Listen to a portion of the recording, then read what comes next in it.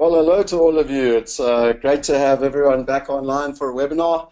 And I think from Dolf's perspective, I thought we were speaking to Dolf from Phoenix, Arizona, but apparently he's actually in Jakarta, Indonesia. So rather than it being nice and early in the morning, Dolf, my understanding is that it's midnight there.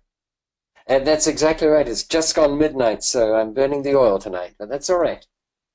No, well, excellent. Well, it's great to have you online. Thank you very much. And fascinated this evening to hear what your thoughts are on the ground.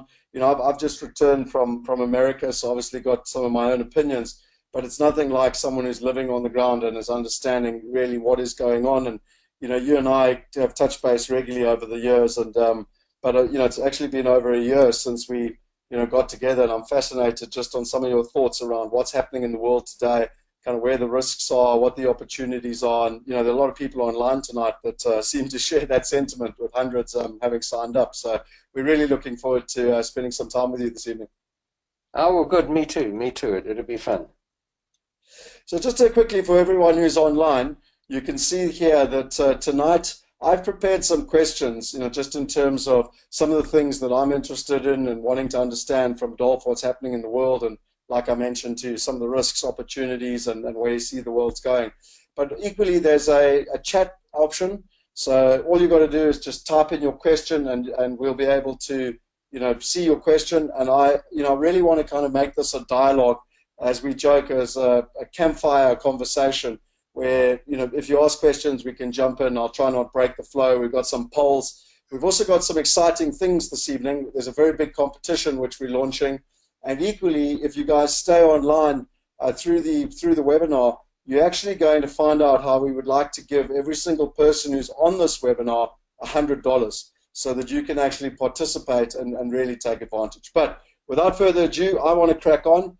And I just want to get a little bit into the introduction around Dolf. For those of you who don't know Dolf, for me personally, I actually read this book, Real Estate Riches, back at the age of 19, and it's a pretty well-worn copy of the book, because I've read it many times with lots of notes all over it, and dog-eared and earmarked, etc. But this book was really the book that got me going in terms of understanding real estate, understanding how you buy something with a twist. And really what I loved about it was that, as Dolf explains it, it's not a how-to book, it's a why-to book. Why real estate? What are the opportunities of real estate? And the other thing that fascinated me from a very young age is that Dolf was international back, however many years ago that was now, 20, 30 years ago, in terms of not just talking about the London property market, or the Australian property market, or the American property market, or the New Zealand property market, or quite frankly, the Indonesian or China property market. It was the international property market, and how you can do very similar things in different markets and achieve the same results. And it really fascinated me as an individual. But what I think is fascinating is that that was part of the Rich Dad Poor Dad series, which, if you've if you guys have, a lot of people have heard of that book. Robert Kiyosaki, he's done work with Tony Robbins in terms of wealth mastery, which is Tony Robbins' most elite training course in terms of how people can actually learn about wealth. He's got the psychology of wealth. He's got an event that he takes very high net worth individuals away to Lake Como in Italy, where they pay, I don't know, Dolph, I can't remember the number, if it's 50,000 US or 100,000 US, but it's a No, it's only substantial amount of money. 50,000. How much is it, Dolph? It's only 50,000. Only 50. But it's 50,000 to really kind of, understand the psychology of wealth. And, it's a very unique set of individuals that go and really kind of take their lives to the next level. You've coached some of the best. And, one of the things that I spoke about in the intro to this webinar was, equally, whether it's a good thing or a bad thing now, I don't know, but you were part of, Trump University, and actually, helped with on the real estate side of things. And my point being there is nothing to do with the university, but the fact that you've actually had personal dealings with Donald Trump. You're not just someone who's got an opinion from the outside, but actually someone who got to know him in terms of who he is as an individual. So, I think that gives people, quite good perspective. And lastly, this is just one of a number of books that you've got that are New York Times bestsellers. You speak over 6 languages. And what I find fascinating, and I can never remember the number, but your books have been published in something like 25 or 30 languages. What is the number exactly? I'm not sure myself. I don't know if it's quite up there, but we're adding new languages all the time. Okay, but I think the point being is that you very are very much have an international flavor, and like you said, it's midnight. You're in Indonesia, and I'm not sure what you're doing there, but I presume you'll be educating and helping and teaching in that market. I know it's a fascinating market, Indonesia, and the real rising middle class that's there. I'm sure has tremendous aspirations in terms of real estate and creating global wealth within that real estate space. That's very true about Indonesia. It always fascinates me that when you're in the United States and you meet with people who want to go global and they think of going to the Southern Hemisphere, almost invariably they talk about doing something with Australia. And Australia is, of course, a very great country. I love it there. I went to school there for a couple of years. I've lived there. I've invested there. And yet the fact is that there are more US dollar millionaires in Indonesia than there are people in Australia. And we just don't realize the scale of Indonesia. It is the most populous nation in the Southern Hemisphere, 250 million people. It's a quarter of a billion. And here's a very interesting comparison between China, which everyone thinks of as being the world's most dominant economy, or certainly the emerging one, and it's only a matter of time before the GDP of China surpasses that of America. But China has had a one-child per couple policy for over 60 years now, and they're realizing that that's causing problems because the population in China is graying at an alarming rate, and the population is going to shrink before long. Whereas in Indonesia, the population is very young. It's made up largely of people below the age of 30. There are, of course, millions of people who are in the elderly category, but as a proportion, it is a very young, vibrant population, all trying to get ahead and get jobs and earn money and make investments, unlike China, where there are a lot of aging people. So I personally believe that Indonesia is one of the strongest emerging economies on this planet, and most people just aren't taking notice of that. Yeah. No, well, it's fascinating. Well, maybe if we've got a little bit of time, you can even tell us what's, like you said, in terms of what's happening on the ground. I think the context of this webinar, and there's a lot to go through this evening, a lot of questions that people are asking, so I really want to get straight into it. And, my first question really from your perspective, Dolf, is that, there's been a lot of disruption around the world when one considers Brexit, in the middle of last year, and then Donald Trump, being elected as president in November and ultimately becoming president in January, I think it was. And we're not even through the 100 days yet, but obviously there's been a lot of talk in the market, what's happening. What has been your experience of what is happening on the ground? There's a couple of questions I have around it, but let's get started in terms of your experience, on the ground, both positive and negative, and what are the general Americans feeling? And sorry, just the one thing before I finish that question. I do understand that people overseas only really kind of get CNN's perspective, which quite frankly, when I'm in America, makes it look like a comedy show between CNN and some of the other news channels. So the reason for the question is just to kind of get the real life perspective versus the media's perspective. Well, it's very difficult to give a perspective of what's actually happening because any one of us can only be in one place at one time. The reality of what's happening in America is that nothing much has changed. If you had a commercial tenant in a commercial building 3 months ago, unless their lease expired and they decided not to renew, then you've still got that tenant and they're paying the same amount of rent. The same goes for residential properties. I don't think much has changed at all. Even some of the travel bans that Trump has tried to instigate haven't managed to get through yet. I understand one might be going through on Thursday, but who knows? So nothing has changed. What has changed is on a psychological level, the perception of what's happening. There's a lot more uncertainty, and I suspect that even a lot of Trump supporters are now sort of wondering what on earth is going on. And you only have to look at the litany of fake news and half-truths and untruths that are spouted out and never owned up to or apologized for. So I think there's a lot of mental turmoil, and people are wondering what on earth is going to happen. But my personal view on this, Scott, is that we've had all kinds of crises before. We've had the assassinations of presidents. We've had the Cuban Missile Crisis, which is fading into distant memory now. But this was a major standoff between essentially Russia and one of its puppets at the time, Cuba, and the United States. And one's got to remember that Cuba is only 90 miles as the crow flies from Florida. So we've had that crisis. We've had all kinds of other crises. And yet the value of real estate in the United States has kept on creeping up at a long-term average of about 9.7%. And so my view on this is no matter what happens, even if Trump goes through and puts in atrocious policies, he'll either be out in 4 or 8 years, and the world will continue, the sun will continue to rise in the east, and it will set in the west, and property values will have increased. And those people who today are waiting for the perfect time to invest will at some stage in the future regret that they didn't invest today, just like those who invested today kind of wish they'd invested yesterday. So in that sense, nothing is changing, Scott. It's just everyone's talking about it. And I find it amusing that you get people whose entire careers are consumed with writing about the current state of politics, whereas some of us just go and buy another property, and we know that in 2, 3, 4 years' time we'll have done very well out of it. Even if you bought just before the GFC, the major crash where in some cities prices came down by 30%, heck, in places where I live, like some of the suburbs of Phoenix, prices came down by 60%.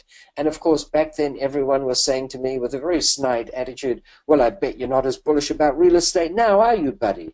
And you know what? If you manage not to sell, which I managed, then today prices are higher than they were at the previous peak, let alone what they had at the trough. So it's, it's one of these things where once you gain a few years under your belt, which is a very unfortunate thing for anyone to realize, but it's better than the alternative. Once that happens, you realize that you've seen a few cycles. And these cycles come and go. They go up and they go down. There's a long-term average, and then the cycles are such that the current market goes above that average. It overshoots, if you like, and then everyone thinks, ooh, the market's too hot, and they all pull out, and they get overzealous in pulling out, and the market undershoots, and then the reverse happens. So if you can just keep a cool head and not worry about it, and not be like a commodities trader or a futures trader or an options trader, Scott, who's sitting behind a screen and watching things go up and down, buy, sell, and they turn themselves into a frenzied piece of a nightmarish wreck, which is why they're all burnt out by the age of 35. Whereas the property investor can just buy a property, put the title to it in a bottom drawer, take a 2-year cruise if he wants, and chances are when he gets back, the value of the property will be higher than when he bought it. And in addition to that, he's been collecting rent all along and getting all these tax breaks. It's like, how many advantages do you need before you say, you know what, this is a good idea no matter who is president? So, I mean, just from your perspective, I got back less than a week ago from America, and while I was there, the job indices are looking a lot more positive. There's kind of economic growth, and on the back of that, they actually put up interest rates. What is your kind of take on? They put them up by 25 basis points, is my understanding. What's your kind of take on what's happening on the ground in terms of the American economy, and again, whether Trump's had any influence on that or not, but in terms of sentiment, etc. Well, there is a general sentiment, and the market's already showing this. That's why the share market or stock market has gone so high. There's the expectation that the Trump presidency will be good for business in general and good for real estate investing in particular. And it makes sense. I mean, at the end of the day, Trump is first and foremost a property investor, so it's very difficult to imagine him enacting rules and laws which are going to be detrimental to property investors. So that's at one level where, yes, I think there's going to be a general increase in optimism. But we don't know what's going to happen, Scott. If he does other things which cause a major economic catastrophe, and, the jury is out on what the effect will be on his pulling out of all these trade agreements. It's very interesting being here in Asia at the moment, because in America it is touted that we don't need TPP and we don't need NAFTA, and we're going to pull out of this and we're going to pull out of that, and yes, make Germany pay more for their NATO involvement. Whereas in actual fact, when you read the stats, they don't owe any money at all. So that was sort of a mistruth that was spoken, or a non-truth, or however you want to call it. There are many changes going on in the world. For instance, as a result of America pulling out of all these trade pacts, they believe that helped precipitate the king of Saudi Arabia coming to this part of the world. He spent many weeks in Malaysia and Japan, and now here in Indonesia, and he didn't come with just an entourage of 2 or 3 people. He had an entourage of 1,500 people. And they think that all these relationships between the Middle East and Asia are being fostered because Trump is pulling out of all these international agreements. So it could change the power play in the world. It could change the geopolitics of what's going on. But as I said before, at the end of the day, it doesn't really matter. Yes, there are more jobs right now in America. That's good. That might indicate that more people have the money to buy a house. On the other hand, millennials, the new generations coming through, they have a lower propensity to want to buy a house. They don't want to buy a car. They don't want to own a car. Many of the millennials are not even getting a driver's license. They have no need for one. And they're probably right, because before long, all cars are going to be driverless, which means we can all text without causing accidents. Interest rates are going up, you said. That might be bad for property investors because it's going to be more difficult to afford a loan. On the other hand, you could twist that around and saying it's going to be more difficult for our competition because those with a worse FICO score or worse credit rating, if you like, are going to find it harder to get a mortgage. So they'll drop out of the competition to buy an investment property, which means the price will come down and make more of them available to us who have good credit. So it's hard to know which way it's going to go. But again, at the end of the day, it doesn't matter whether interest rates go up a bit or down a bit, whether demand as a result of that goes up or down. If we buy now, in 10 years' time, we only will wish that we'd bought more rather than not participated. Yeah, no, look, I do tend to agree with you. So, guys, while Dolf is giving you know his thoughts on the market, I've obviously been asking some polls which I've got up. So for those of you who want to interact and be involved and kind of give your opinion, it's always more interesting to be able to get involved. And equally, if you've got questions, please fire away. These are just some questions that I prepared, but if others have questions, then please ask them. So just in terms of, my uncle taught me a long time ago, Dolf, that it's always best to work out what the worst case scenario is. And if you can manage what the worst case scenario is, then everything else is upside. So when you talk about, be it Trump, be it the American economy, and possibly even the global economy, where do you see the risks at the moment? What should people be aware of? What should I be looking out for, and kind of everyone else? Well, without being facetious, a big risk today is that North Korea will fire a nuclear-tipped missile to the United States. But if you subscribe to the possibility of that happening and the likelihood of that happening, then you should invest in a country that's very unlikely to be at the receiving end of such a missile, maybe Iceland or Bolivia or Peru or something like that. But those countries have their own problems. Peru's just had major flooding, if you've been watching the news, and they tend to have quite severe earthquakes. And Bolivia also has some challenges, stagnant economic growth, and I forget the other country I mentioned, but it doesn't matter. Every place has a challenge. I don't think that America is going to be attacked in the near future by North Korea, so that is not a realistic worry for me. There is a risk that there's rampant inflation, but remember, inflation generally benefits the real estate investor. Few people realize that. If you've got $1 million property that you bought with 100,000 cash and a 900,000 mortgage, and through inflation, the value of that property goes to 2 million, what it really means is the value of the building hasn't changed, but the value of currency has halved, so that instead of being able to afford that building with 1 million units of currency, you now need 2 million units of currency. But even so, if the value of the building has gone to 2 million, your mortgage is still only 900,000, assuming you've been paying interest only.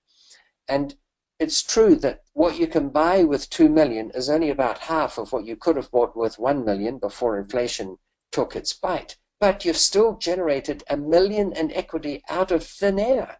So it's inflation isn't even something that overly bothers me. Inflation can be our friend. So it's just a matter of you've got to decide, do you want to invest or not? And if you do, you've got to decide, what do you want to invest in? And, I've written books and spent weeks debating in a friendly manner with proponents of other forms of investment what we should invest in.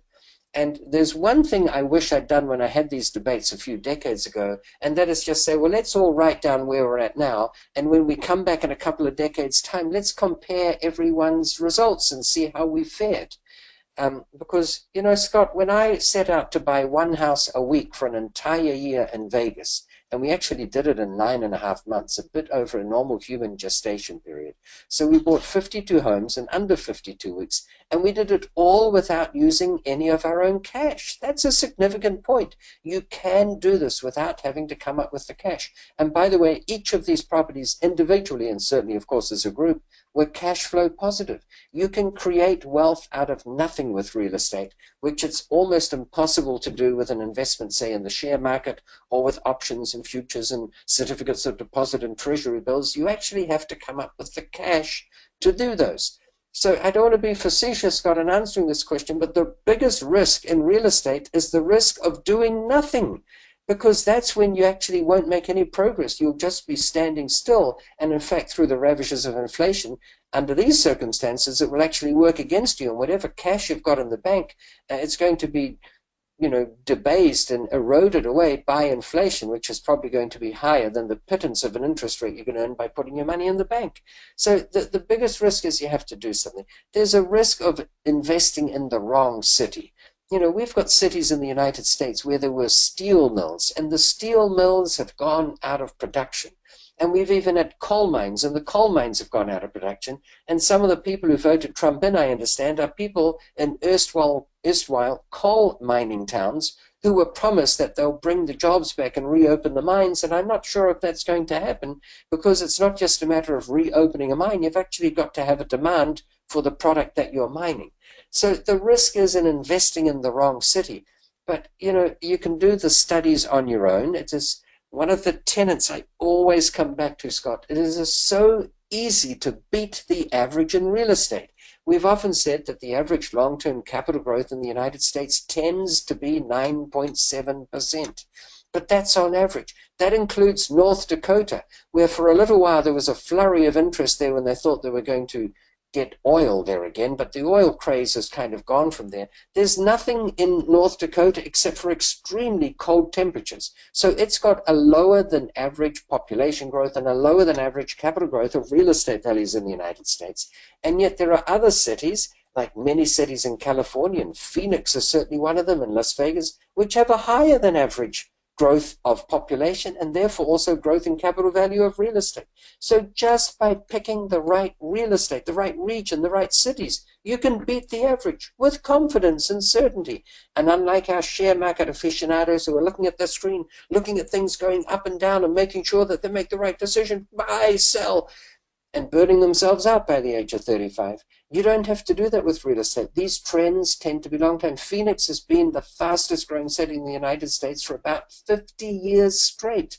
These trends, it probably will change, but it's going to change slowly, and we'll get lots of warning.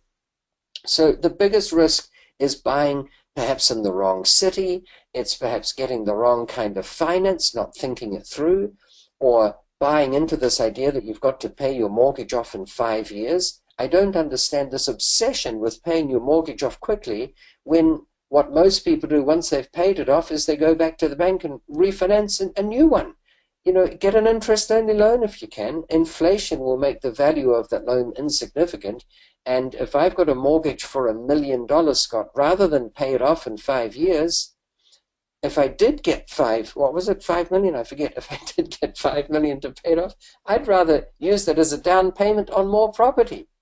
So it's, the risk is in making not smart decisions. But here's the interesting thing. You don't have to make all these decisions on your own. You can team up with people who've perhaps had a bit more experience in it than you have, and let them help you make decisions, which is a euphemism for just let them make the decisions and you get a free ride. It's like, when I go to a restaurant, I don't go into the kitchen to tell the chef how to do his job. He's way more experienced than I am, particularly at those particular dishes, so I let him do his thing. That's how it works. But there are some people who insist on sticking their nose in everything and making sure they run it all and control it all, and that's why their lives are usually pretty miserable. Yeah. So, just a couple of questions here, Dolf, is that Brian said, where do you see the state of property prices currently in terms of peaks and troughs? I'll bring up that economist data while we're talking, but equally there was another question here from George around the printing of money and just the US debt. and your kind of thoughts on that. I'll bring up that slide on the different property prices and troughs while we talk. Well, again, I'm happy to give my comments on it, but they've got to be taken in the right context. Firstly, guys, despite all the wonderful accolades that Scott, you gave me, I know no better than the next person whether prices are at a peak or at a low and whether they're going to go up further or go down. All I can tell you is what I do. I always vote with my money. I always put my money where my mouth is. There are many advisors and so-called gurus in this real estate game who will tell you what to do, and they make their money by telling you what to do. Whereas I make my money by investing in real estate, and I just happen to share how I do it. And on that basis, I'm continuing to invest right now because even if there is a downturn, even if the current government causes a bit of a disruption in the normal economic growth that we'd all like, it won't matter. In 10 years' time, we'll all, I believe, be better off for having invested than if we stood by the sidelines waiting for the perfect moment. So I think there's still movement left in property prices. Of course, that opinion is at odds with some of the great pundits, and some of them are my sort of friends. Harry Dent is one. I befriended him, gosh, I think it's nearly 10 years ago. We used to shoot videos together. I respect his opinion very much, and that doesn't mean to say I have to agree with every word he utters. And he's one of many people who's saying that there's going to be an enormous downturn, 40, 50, 60% maybe, coming up. I don't think that's going to happen. I think we had a pretty good cleaning out last time. And if prices are a bit over the top, there might be a correction. That means there are going to be lots of opportunities for people like us. And if it doesn't happen, well, life will keep going on. Here's the thing. Real estate is one of those funny aspects where people have to live somewhere. They're going to live in houses or rent houses. And if they buy houses to live in, that's going to help keep prices high. And if they decide to rent or they're forced to rent, then they're potential tenants for us. So I don't see it as a big downturn either way. But let's look at these statistics. I'm looking at the numbers here myself. Yeah, so hopefully you should be able to see. So this is the Economist's research, and for those of you who've kind of seen or heard from us before, we've showed this. So it's the best place I can find in the world where they put in all the different research from as far back as possible for all the top markets. So you can have any of the countries on the right. For now, I'm just going to kind of keep it simple and keep it Australia, England, South Africa, and America. And you can see the house price growth here. So you can see the US, then you can see Australia, then the UK, then South Africa. So on the face of it, South Africa looks like it's done a lot better than anyone else. Price in real terms is once you take into account inflation, and you can actually see here that you've got now South Africa on the other side of the curve, and then America here. So I think it was Brian asked that question. There's the peak of 2008, 2009, and this is where US prices are at the moment. Then you can see Australia and then the UK in terms of where prices are. Just price against, just jump in, Dolf, if there's anything you want to add, but I just wanted to kind of show people where these stats were. So again, the American house prices are here's where the trough was, but it's still actually sitting behind below the long-term averages. You can see here South Africa, and then you can see Britain and Australia, and then price against rents, which is what I've learned. One of the most important things is that property, whether it's residential or commercial, should be valued against income. And you can kind of see again America blue, South Africa pink. England is green, and Australia is the light blue. And then lastly is the percentage change in terms of where the property market is. So I don't know, Dolf, is there anything you want to comment on that before I just move? Because I wanted to also just show the other one, which is American cities. Now, I've got all the research, and if people want the research, I can give it to them afterwards. But we've also got this for Australia, we've got this for England in terms of where the breakdown is. But I'm not sure if there's anything you want to comment on just before I move on. No, I just think it's very interesting that prices are at historical lows in terms of, the price relative to rental income and prices relative to average income of people's salaries. So on that basis, there's a lot of growth left to reach their historical averages. On the other hand, there might be something that happens under the current government that's going to cause a major downturn. But even if that were to happen, that would mean that these averages, prices against rents and prices against income, are going to go down further, which means there's time for a correction. I think we could spend too much time trying to figure out what is the optimal time. We have an expression for it. You've all heard of it. You may not think of it in this context, but it's called paralysis through analysis, where we try and outsmart the market. No one can outsmart the market. But the best thing you can do is be a participant in the market, unless you're in a game where there's a long-term loss. Like, listen, guys, to me, here's a situation. Think of gambling in a casino. And I've just made this up, guys. This isn't a talking point you'll ever have heard me talk about before. Think of gambling in a casino. It's well known that the house always has an advantage. There's only one game where the house may not have an advantage, and that is blackjack, and only under certain conditions. But if you take every other game, craps and roulette, and there are very fixed mathematical percentages where the house must win. In other words, if you play roulette long enough, over and over and over again, statistically, on average, you will lose 2.14% of the time. That's in Europe, where they only have a green zero, and in America, where they have a green zero and a green double zero. If you don't know what that means, don't worry about it. You lose 5.whatever% of the time.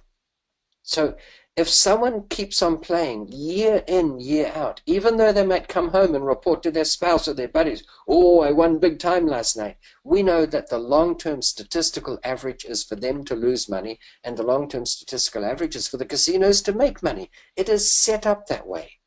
And yet when it comes to real estate, I believe the long-term average, I stress average, because everyone can quote examples of people who maybe were very rich and they lost it all through real estate.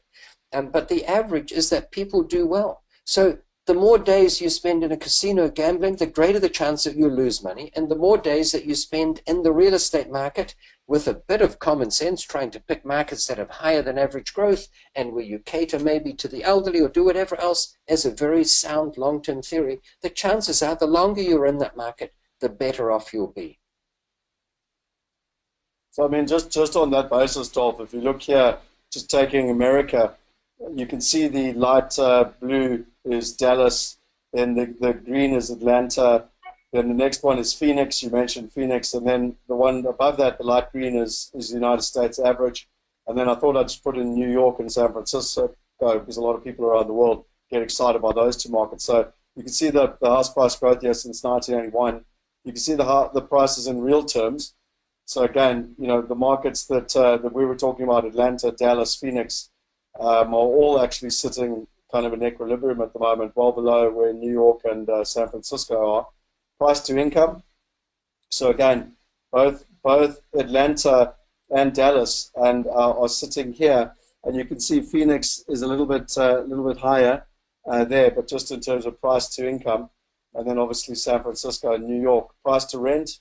So this is really important. You can see here in terms of the prices to rent and the different property markets, and then lastly just the percentage change. So again, I mean, we can talk about this all night. But, we tend to not, make decisions based on gut feel. And it's something I learned from you many, many years ago. And I know Henny talks about it a lot, how you taught him how population growth is such an important thing. And, in Texas, as an example, there's tremendous population growth. And property prices are actually below on average. And, it's one of the reasons that we've, been investing in Texas, as an example. I don't know if you want to speak a little bit about that, because it really kind of brings it on to the opportunities side. And I just want to make sure, can you all see my screen here where you see the question number 3 and it says opportunities? And maybe, Dolf, you could talk a little bit around just some of the major metrics you look for, like population growth, that really point towards where the opportunities are that people should be focusing on. You mentioned Phoenix and the growth in Phoenix over the last 50 years. Yes, one of the strong ones is, as you've mentioned, population growth. We also look for regulations. We want an absence of regulations. I'll give you an example. In Japan and Thailand, for instance, if we wanted to invest there, we couldn't own a building 100% outright. We would need a local partner who would own 51%. If you want to invest in Australia as a foreign investor, you can only buy new stock. You cannot buy a second-hand home. They have all these funny regulations. That tends to distort the market. We look for longevity of mortgages. Can you get a long-term mortgage? In the United States, you can get mortgages for 40 years with the interest rate fixed. Now, in New Zealand, it's liberalized a bit, but when I was still living there some 20 years ago, you couldn't get an interest-only loan for more than 1 year, and if you were really lucky, 18 months. Whereas here, you can get interest only for 10 years, and then it converts to a fixed interest 30-year mortgage. So it's what's the quality of borrowing like? There are all these indicators. There's no matrix where they have to meet a minimum criteria, but if you put them in a heuristic pattern, you can figure out that this city is likely to go ahead. Another one we look at is tax breaks, which really speaks to Texas that you talk about. Texas not only has an absence of many of the taxes that other states have, but they are right now providing tax incentives for developers to develop buildings. So if you build a fancy building, you might get a property tax waiver for the next 10 years. And this has helped influence some of the biggest companies in the States to relocate in Texas. FedEx, for instance, has relocated into Texas. Toyota has moved its U.S. headquarters from California to Texas, and they're bringing 10,000 staff with them. Do you think that's going to boost the economy of Texas? Of course it is. They're also bringing their finance division there with another 8,000 staff. The numbers are staggering.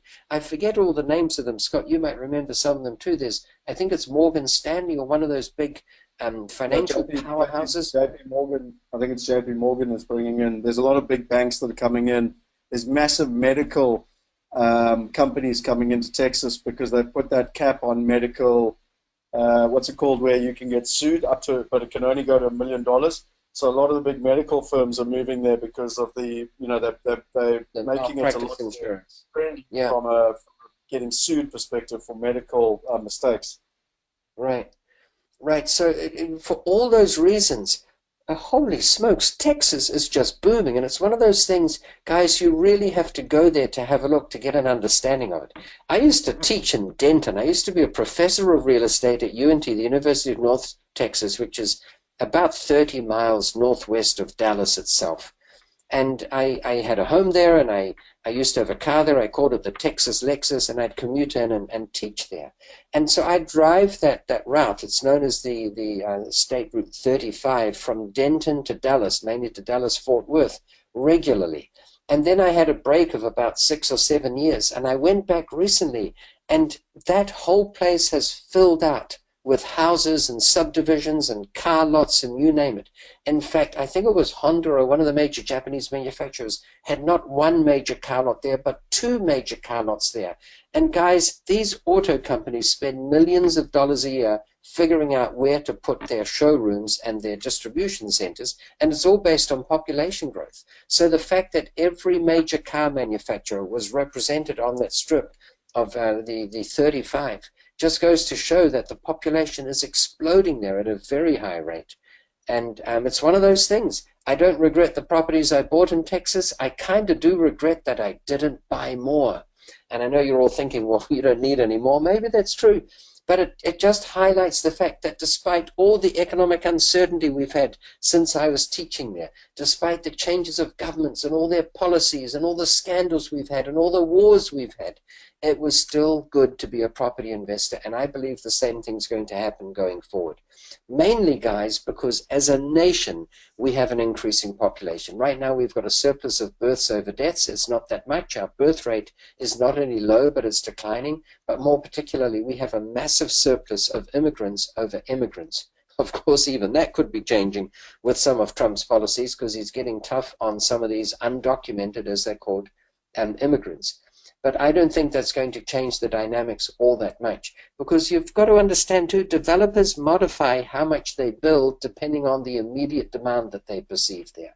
And we're looking at national stats. You can still find places like Texas, like we've just highlighted, where there is a massive increase in population through domestic immigration, people moving to Texas from other states, because if you lived in North Dakota and are trying to raise a family there, why would you stay there if you've been out of work for 3 years and you freeze your butt off every winter because it's 30 degrees below, when you could move to Texas and get a job with Toyota or JP Morgan or FedEx or any of the 200 other companies that are relocating there and not be that cold in the winter? I mean, that's how it works. That's why people, now that we're all more mobile, they are moving to these places. Tell me something, Dolph, in terms of, you work closely with Henny and Michiel and Willie and a number of the other people that are kind of on the investment committee and driving kind of long-term trends. I know that you and Henny have been talking for years. Obviously, Henny's an expert in medical, and equally, you've kind of really kind of explained to people, outside of America that don't understand multifamily. Explain to me the real kind of focus in terms of where the institutionals are looking in both the medical field. Why is medical so popular in the first world? And equally, why has multifamily become so popular since the crash in 2008, 2009? Why are those two sectors specific sectors that are really well worth understanding? Well, gosh, Scott, they are short questions, but they can have long answers. We could literally spend a day talking about why medical has become so important, but I'll try and summarize it very briefly. It's from two perspectives. One is the tenant perspective, and one is the tenant's client's perspective. Um, we have an aging population in most of the Western world. I mentioned Indonesia, perhaps, and Vietnam, and Laos and Cambodia as being exceptions to that. But in most of the established West, the population is graying, and whether you like it or not, as people get older, they tend to need medical services more and more often. So there's an increasing demand for medical services beyond the increase in population. That's point number one. That means if you get a building that's a medical building, chances are it will have a higher occupancy rate and a greater stability of tenants than if it's just the average commercial building. Now, what kind of tenants are there?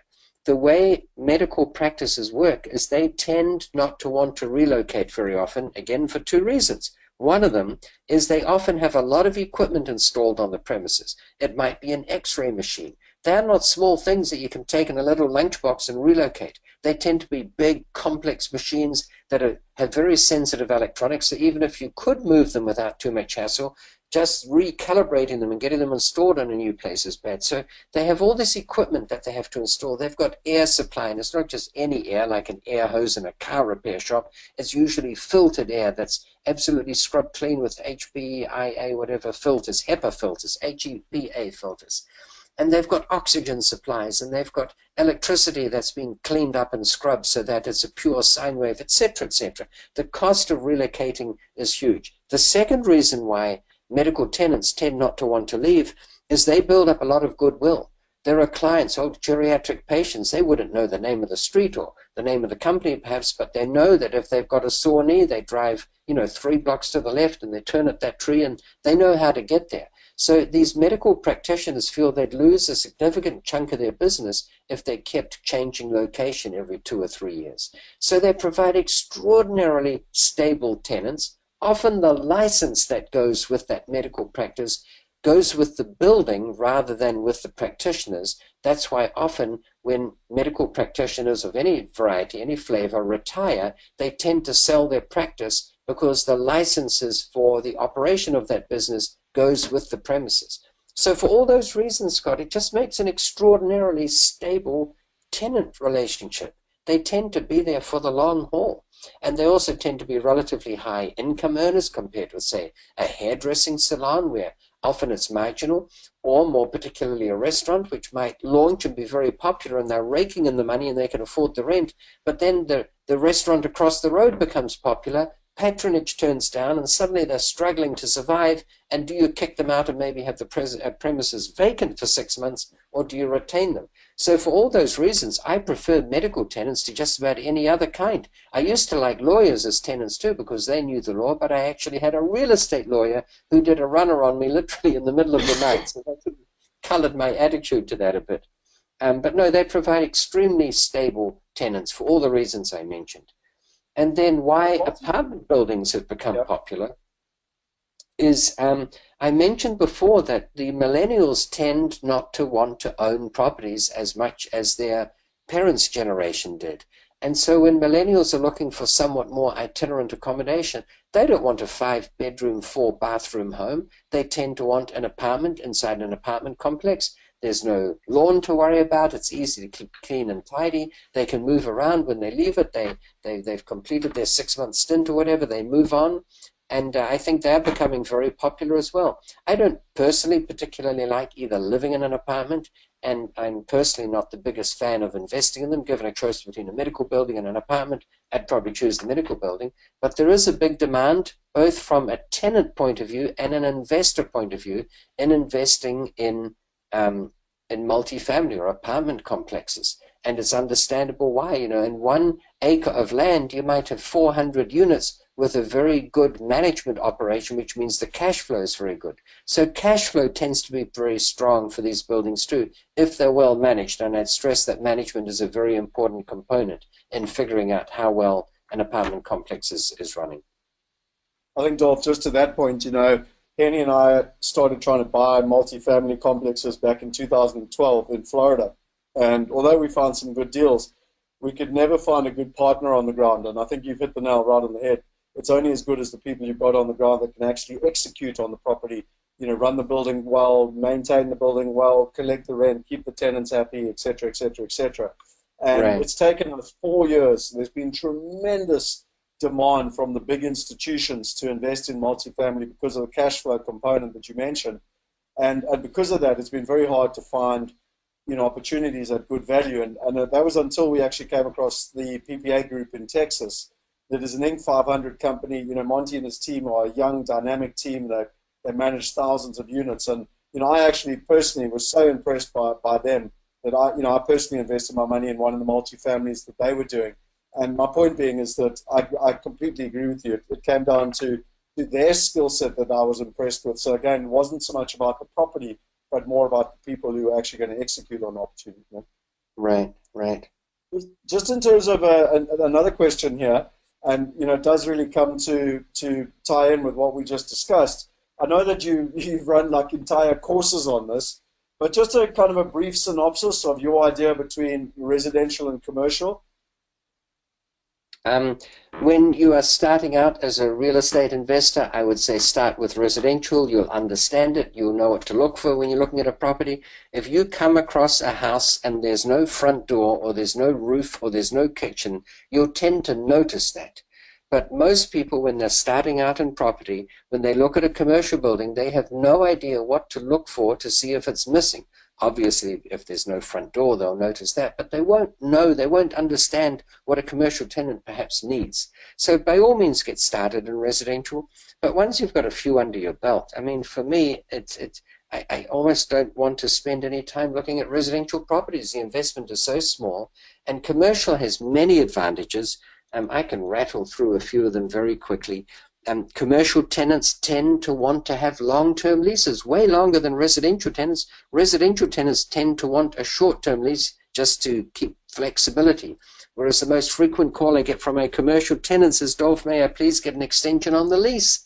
And I'll look it up and I'll say, but you've still got 4 years to run on the lease. And they say, yes. So anyway, getting back to the question, may I please get an extension on the lease? And I'll say, why? Or maybe I should ask you guys, why is that? Well, it's quite simple. Part of the goodwill of a commercial operation is the address. So even if they want to sell their business, if they only had 3 months left to run on the lease, they wouldn't get as good a sale price for it as when there is 5 years and 3 months left to run on the lease. So that's number one, longer term leases. Secondly, commercial tenants earn their income there. They have a vested interest in keeping the place looking good. So they'll tend to paint it and spruce it up and do all kinds of things to make it look good. Sometimes they'll ask you to renovate something, and you might agree to do it. And other times you know, they have to pay for it themselves. That is sort of standard practice. But if they do ask you to pay for it, they will pay a percentage of the cost of renovation as extra rental. So they'll ask you to spend $100,000 to do something up, but they'll pay you an extra $8,000 a year. That's a good deal. Here's one of the biggest kickers. Commercial tenants almost universally around the world tend to pay the property taxes, the insurance, and the maintenance in addition to their rent. That's what's known as a triple net lease. The rental they pay under a triple net lease is net of the property taxes, insurance, and maintenance, which they pay in addition to their rent. That's why I think virtually all of my commercial tenants pay me not one payment a month, but two. One is for the rent, and the other one is for the proportion per month of those annual costs, property taxes, insurance, and maintenance. It makes it very sweet. There are only two advantages of commercial property as an investor. One is that banks tend to lend a lower loan-to-value ratio, a lower percentage of the purchase price on commercial loans. And secondly, as most people fear, if you have a vacant commercial building, it might be vacant for a while. Whereas if you've got a vacant house, there's only one problem. It's not the color of the paint or the carpet. It is the fact that the rent's too high. Drop it by 5%, you'll probably get a tenant. But we probably don't have time to go into it now. But if you can overcome those two disadvantages, a lower LVR or LTV, whichever country you're from, and the fact that it can be hard to get a tenant, if we've got ways of overcoming that, then I think you'll have to agree that commercial property has got all the advantages. And we do have ways of overcoming those two things. In fact, I've made most of my money specifically by overcoming those two challenges. So, Dolf, I was just looking in my behind me here because I've got my whole book stand behind me, and I know I've got your book on commercial property. And I think the saying that comes to mind, which I've loved, learning from you, is really, if you want to go fast, go alone. If you want to go far, go together. And, I was that same person. I owned a lot of residential property in South Africa, Australia, England, and America. But I was really struggling to get into commercial for the two reasons you've mentioned. The first one was the loan-to-value ratios and having enough cash to be able to do it. And secondly, quite frankly, not actually knowing what to do and being quite concerned that if I made a mistake, you're kind of stuck in the deal for a huge amount of time. And it's been fascinating for me over the last 4 to 5 years with the likes of yourself and Henny Besaidnout and Peter Fenstra and Alan Kynock and others who have got a significant experience. And I'll never forget that day when I was sitting at that first investment committee meeting where it was you were in the room and Alan Kynock was in the room and Henny was in the room, and we were buying that medical building in Atlanta. It was about a $16 million portfolio with 7 buildings. And the three of you just asking all these questions, and I learned more about commercial property in those 2 hours than I think I've ever learned in my life in any other learning environment. And quite frankly, I really wish we had recorded that because I think it was the best 2 hours of learning that you could ever get in commercial property. I'll never forget how you guys shaved off $1 million off the purchase price with the tenant installations, just by knowing even what TI stood for and how it all works. And then secondly, by negotiating the price, because the seller was trying to sell us the building based on a cap rate as if the building was full, and yet the building was only, I think, 87% occupied, which again brought down the price. And yet we were able, and I remember with your help there, you were able to point out how we could fill the building up. And we actually filled the building up before we actually took transfer. So we actually won twice in that same deal. I'm not sure if you had any comments around that, but I mean, that was my personal experience. It was the first commercial deal I got involved in, and I've been investing with you guys ever since because, quite frankly, if you guys are helping me learn that stuff, I'm learning faster than any other way to be able to do it. Well, that's kind of all fun to hear because it's all in a day's work, and that's exactly how it's done. Most people don't understand it for some bizarre reason. In the United States, commercial properties are sold on a pro forma basis, not on a rental income divided by cap rate basis, which is very odd. But when you point out the absurdity to them and make an offer and they haven't had another offer that day, often they'll accept it. And you're right, Scott, we shaved $1 million off that day. And how many houses do you have to buy and renovate and manage for a year or two and then sell and pay capital gains tax to make $1 million? And here we did it, during a 2-hour investment committee meeting or whatever it was. That's where the magic is made.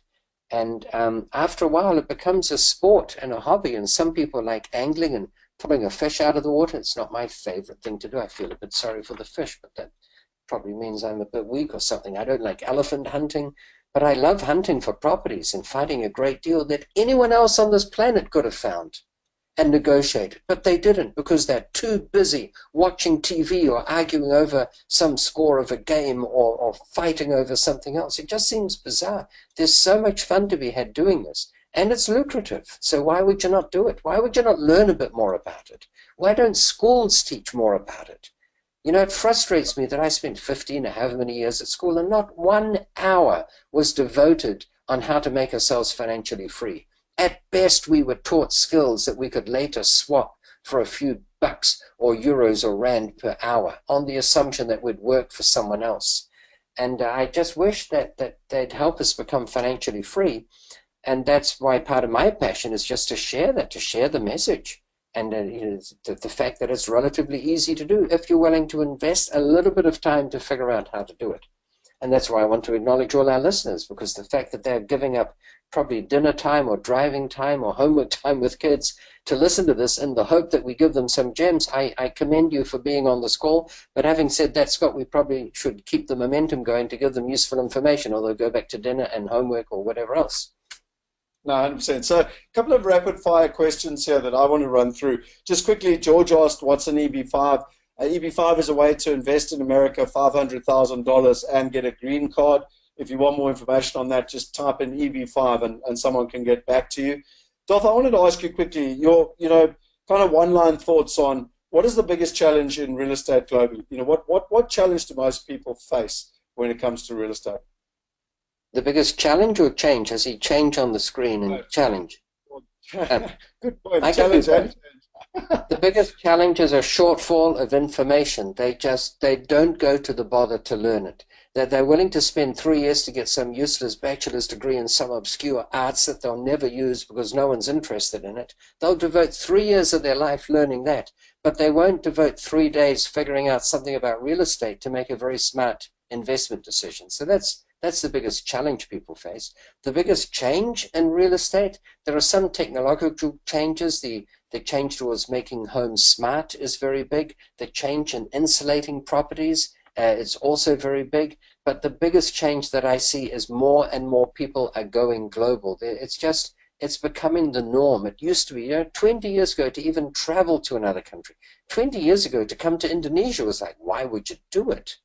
And now it's almost become the norm, especially amongst the young people. They'll go to Bali or Switzerland or whatever just for the heck of it. And so it's becoming more global. The challenge is to keep up with that, or you'll be left behind. Talk to us a little bit about that technology and how that's changing things. I mean, you've been investing internationally for, well, many, many decades. You also, 20 years ago, pretty much created Reap and Ream and, to be able to use technology to facilitate it and make it easier. How do you see this changing things? I mean, I know there's big changes in America, but equally around the world. Well, just on insulating materials, we've got products now that you can add to paint that will reflect 98% of the heat on a building, which reduces the heat load on a building, which means that you don't need to spend as much on electricity to cool the building through HVAC equipment or air conditioning plants.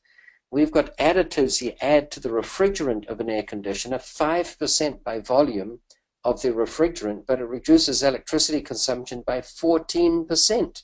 And there are all kinds of technical reasons why that is. And these things compound each other, by the way. If you put the paint on the building and you have a more efficient AC plant, then your electricity consumption goes down even further. And because the duty cycle of the equipment is less, it means instead of lasting 8 years, it now lasts 12 years. So that's just one silly little example of how technology is changing things. In America, most window frames are made of aluminium, or as they call it, aluminum, whereas that is not very heat efficient in either cold climates or hot climates. The Germans for lifetimes have been making wooden frames, which are far more insulative. You've got nitrogen in between the panes of double or triple glazed windows. That's really efficient. It's just the whole industry is changing, and it's very slow on the one hand. You could spend a year or two and not notice much changing, but when you look as the decades roll by, it's quite significant. And in the commercial space as well, we're getting great traction by getting rid of locks with keys because people lose them all the time, or they fire staff, but then they've still got access, and give them all electronic access. It's so simple now, it's the norm. Fingerprint access, card reader. You want to have access controlled by something you know, and something you have, and something you are. So something you know could be a password, something you have could be a swipe card, and something you are could be a biometric indicator like a fingerprint or an iris scan or something. And you can have any one of those, you can have a combination. But it gives you all kinds of security that we just didn't have before. They're all game changers, each and every one on their own. And my thrill is in staying ahead of the game so that when we offer a commercial building for lease, we've got it decked out with the latest of the latest, most of which our potential tenants have never seen. And when they see that they can have that, they won't need a key bunch anymore. They'll never drive halfway to work and say, oh my gosh, I left my keys at home. and they can still get in, and no one else can get in, and the locks are bump-proof and pick-proof. Look, Scott, any one of these ideas on themselves, your listeners will say, well, that's not going to make a big difference. But when you do 50 things like this and you add them up, suddenly our buildings are way more appealing than the opposition's buildings.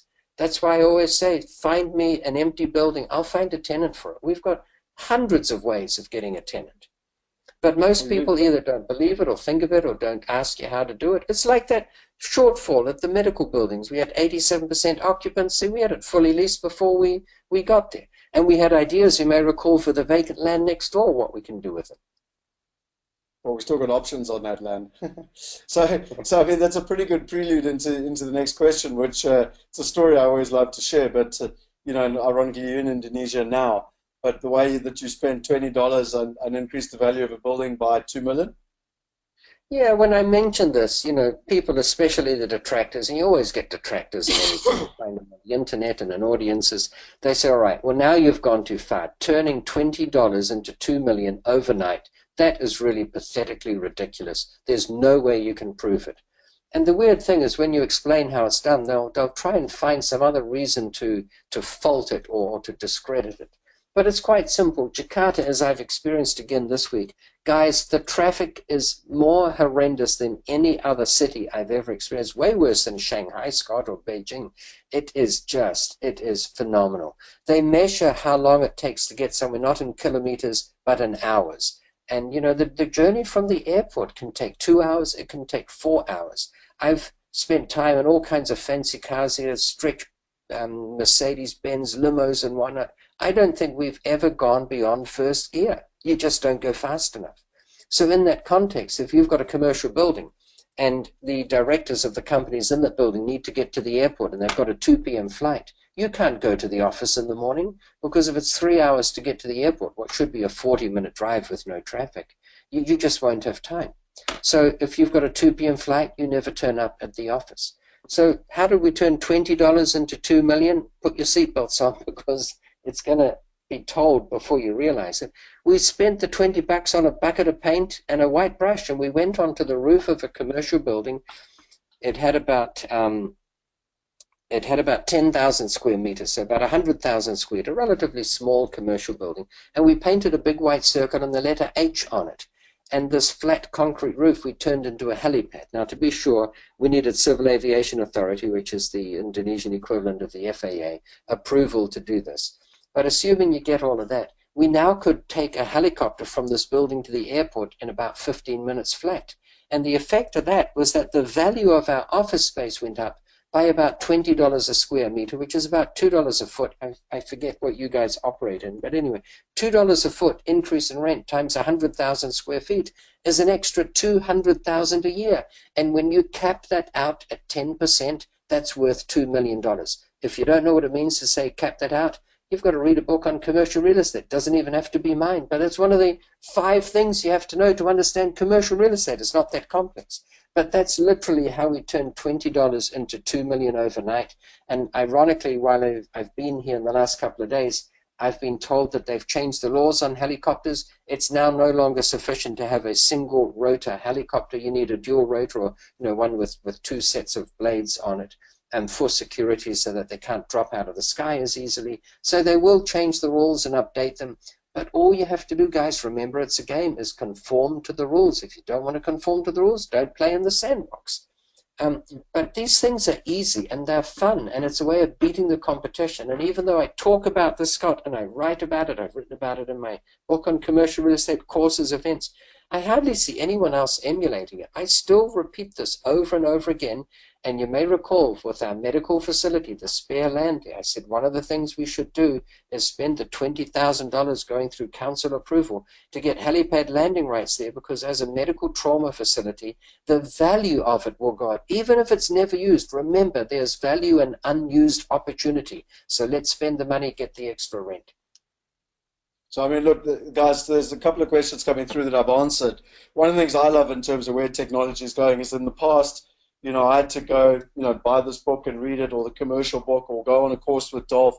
And now there's really the opportunity at a global level to not only kind of run to the back of the room and buy a course or buy a software, but actually to be able to participate and to co-invest and to learn while doing, which I think is one of the most valuable things. So I'm going to leave this poll up for a little bit. If anyone would like to, know more about that, we can actually, go into that in a bit more detail, which I think would be really, really valuable. And certainly, the value I've had is immeasurable when, in terms of the time that spending time with Dolf and Henny and guys like Peter, etc.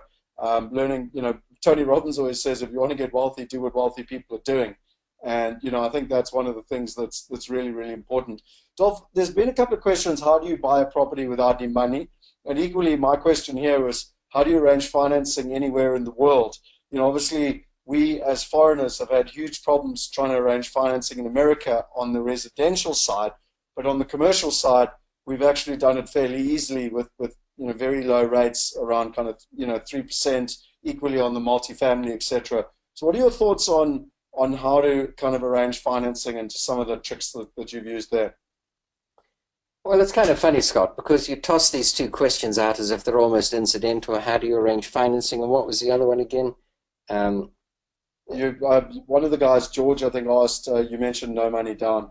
Oh, yes, how you do no money down deals. And, they aren't one sentence answer things. You've got to explain a little bit about the system and how it works and why it's possible to not only buy deals with no money down, but how the sellers will actually beg you to take the properties off their hand, and they'll give you money to take the property off their hands.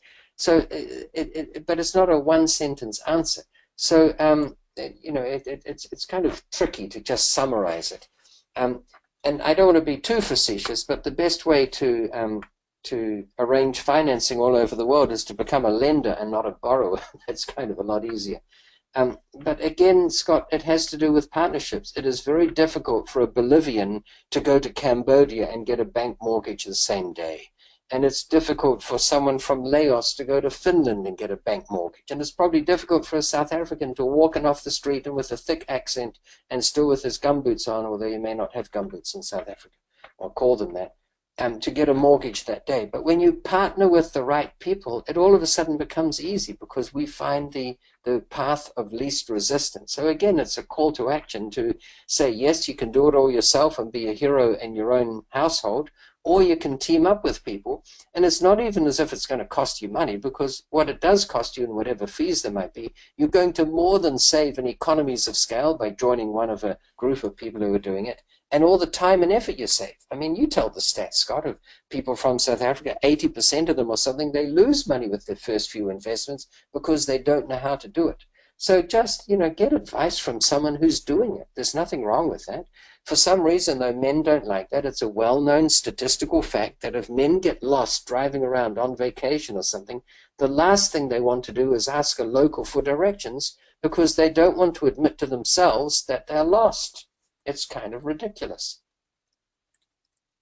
So just in terms of that, I mean, you talk about partnering, the next question, Dolph, would be how would you, how do you find out what is the key to partnering? So how do you partner with the right type of people, in your opinion? How have you partnered with some of the best in the world, be it Tony Robbins, Robert Kiyosaki, Donald Trump, just to name a few? How have you done it?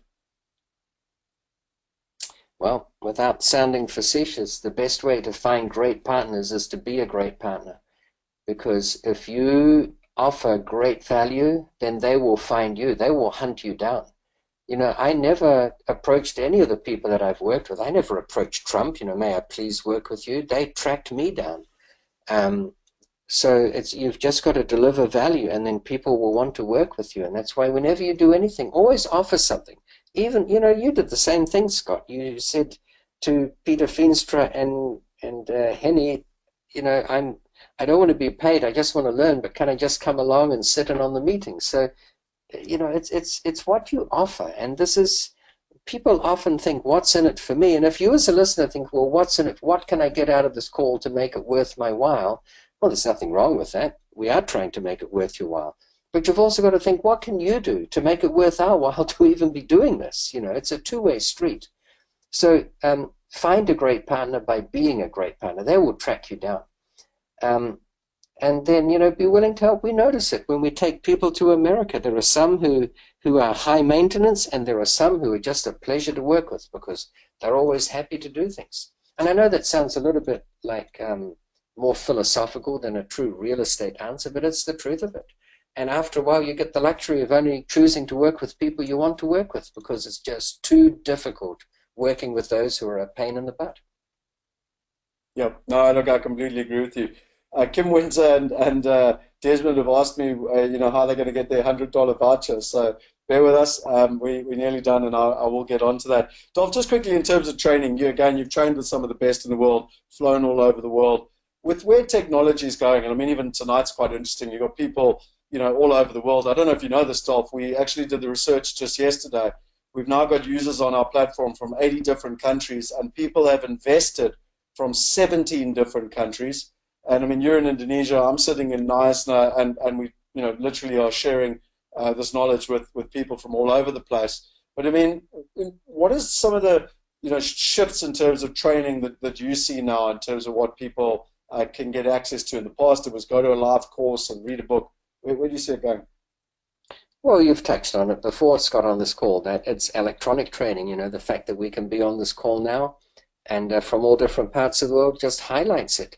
There was a time when people didn't want to buy cassettes anymore. I remember we shipped a bunch of cassette courses to Singapore, and they called me and said, "Are you out of your mind? We will never move these. No one wants cassettes." I said, "Well, what do they want?" He said, "They want CDs." And I said, "But no one has a CD player." Actually, my prediction turned out to be true, because nowadays no one does have one. My daughter, who's just turned 16, is actually proud of the fact that she doesn't own a single CD. And she sometimes laughs at me for saying, "What are you going to do with your drawers of CDs? You never use them. You use the digital version anyway. Why not just dump them?" So the world is changing, guys, and it's just a matter of, everyone's on this call. We don't need to mention to people on this call what the new ways of education are, because they are not only aware of it, they're experiencing it right now. So yeah, it's more digital stuff. There is a downside, of course. There's nothing quite like being in a room, being somewhere, or more particularly, Scott, being on location, looking at a building. When you hear someone else talking about something they saw 3 weeks ago, it's not the same as you being there in the moment. Just like when you were on those tours, Scott, of those properties, and we had all those discussions, the value was in the reality of it, not the digital facsimile of it. Yeah, no, look, I completely agree. I think the best part for me is that you can learn while doing. My brother summed it up when he said, "Well, I don't really understand multifamily or medical or necessarily a development in Australia, but now with the minimum investment at $1,000, I can actually go and invest in all three and learn while doing." And so I'm an investor in the building. I can learn while the building's going and the investment's going, and I can get that experience. So for me, that's probably one of the key things. And equally on the buyer's trip, Dolph, like you said, it's best to be on the ground, but only unfortunately a couple of handful of people can actually physically be on the ground. And an idea you actually started was the whole digital buyer's trip, so that people can actually watch it, from their cell phone wherever they are in the world. And again, they probably don't get the exact same experience. I completely agree with you, but they're at least getting closer to the experience than reading about it in some PDF report or some email. Right. So I'm on a Just band on, limited line here, Scott. Did you say that people can actually watch it, or that people can actually watch it? I just wanted to get clear. yeah, no. But anyway, What, either way, what, they can see what's what's it? happening. What's it? And it's So, very true. And I mean, that's why for years, Scott, and you know this, I've been cutting videos, guys. I used to cut a video a week, and we would sell them. People paid us $50 a month to watch them. And we did this for years. I did it for 5 years straight. And then an event happened in the world that caused my subscriber base to go down to zero over the course of about 6 months. And that event was the introduction of YouTube. And no one else was doing videos before YouTube, because you needed a video streaming server. And, gosh, we built our own. And wonderfully, we had the knowledge on how to do that. So anyone whose credit card had cleared, they'd get an email saying, "Here's the latest video from Dolf. He's in Borneo or wherever, and he's talking about such and such." So we've had the pleasure and luxury of doing these for years. But that technology is still valid, and that's why we came up with the digital buyers tour, where you didn't actually physically need to come to the States to see what these properties were like. And there's still a lot that can be done that way. And, it's all out there. It's just a matter of, the listeners today deciding at what point do you want to participate. Yeah, Because sometimes we say, all right, well, I got what Scott said and I heard a little bit about what Dolph said, but I need 15 more of these webinars before I'm willing to invest $100.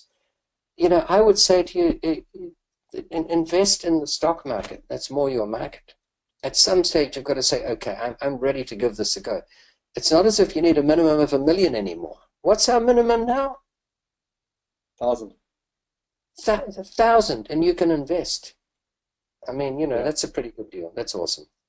So I'm going to just jump through this because I'm conscious of the time here, Dolph, and I think it's Hopper's either Hopper's midnight, 12:30 at night for you, or 1:30 in the morning. I'm not quite sure, It's but 1:30. Believe it or not, I have to get up at 4:30 to go to the airport to go to Palembang in Sumatra tomorrow. okay. Well, I'm going to keep this very short then, just quickly. So I think we've spoken about the technology and how people can get mentored. I mean, I'm going to show a couple of things just now around the 30 videos, discussions with Dolph, etc., etc. In terms of how people can invest with you, I think you've already explained this. Where now with modern technology, you and Michiel and Henny, etc., are all working together on the investment committee. You're actually getting involved in the deals yourself, like I'm getting involved in the deals myself.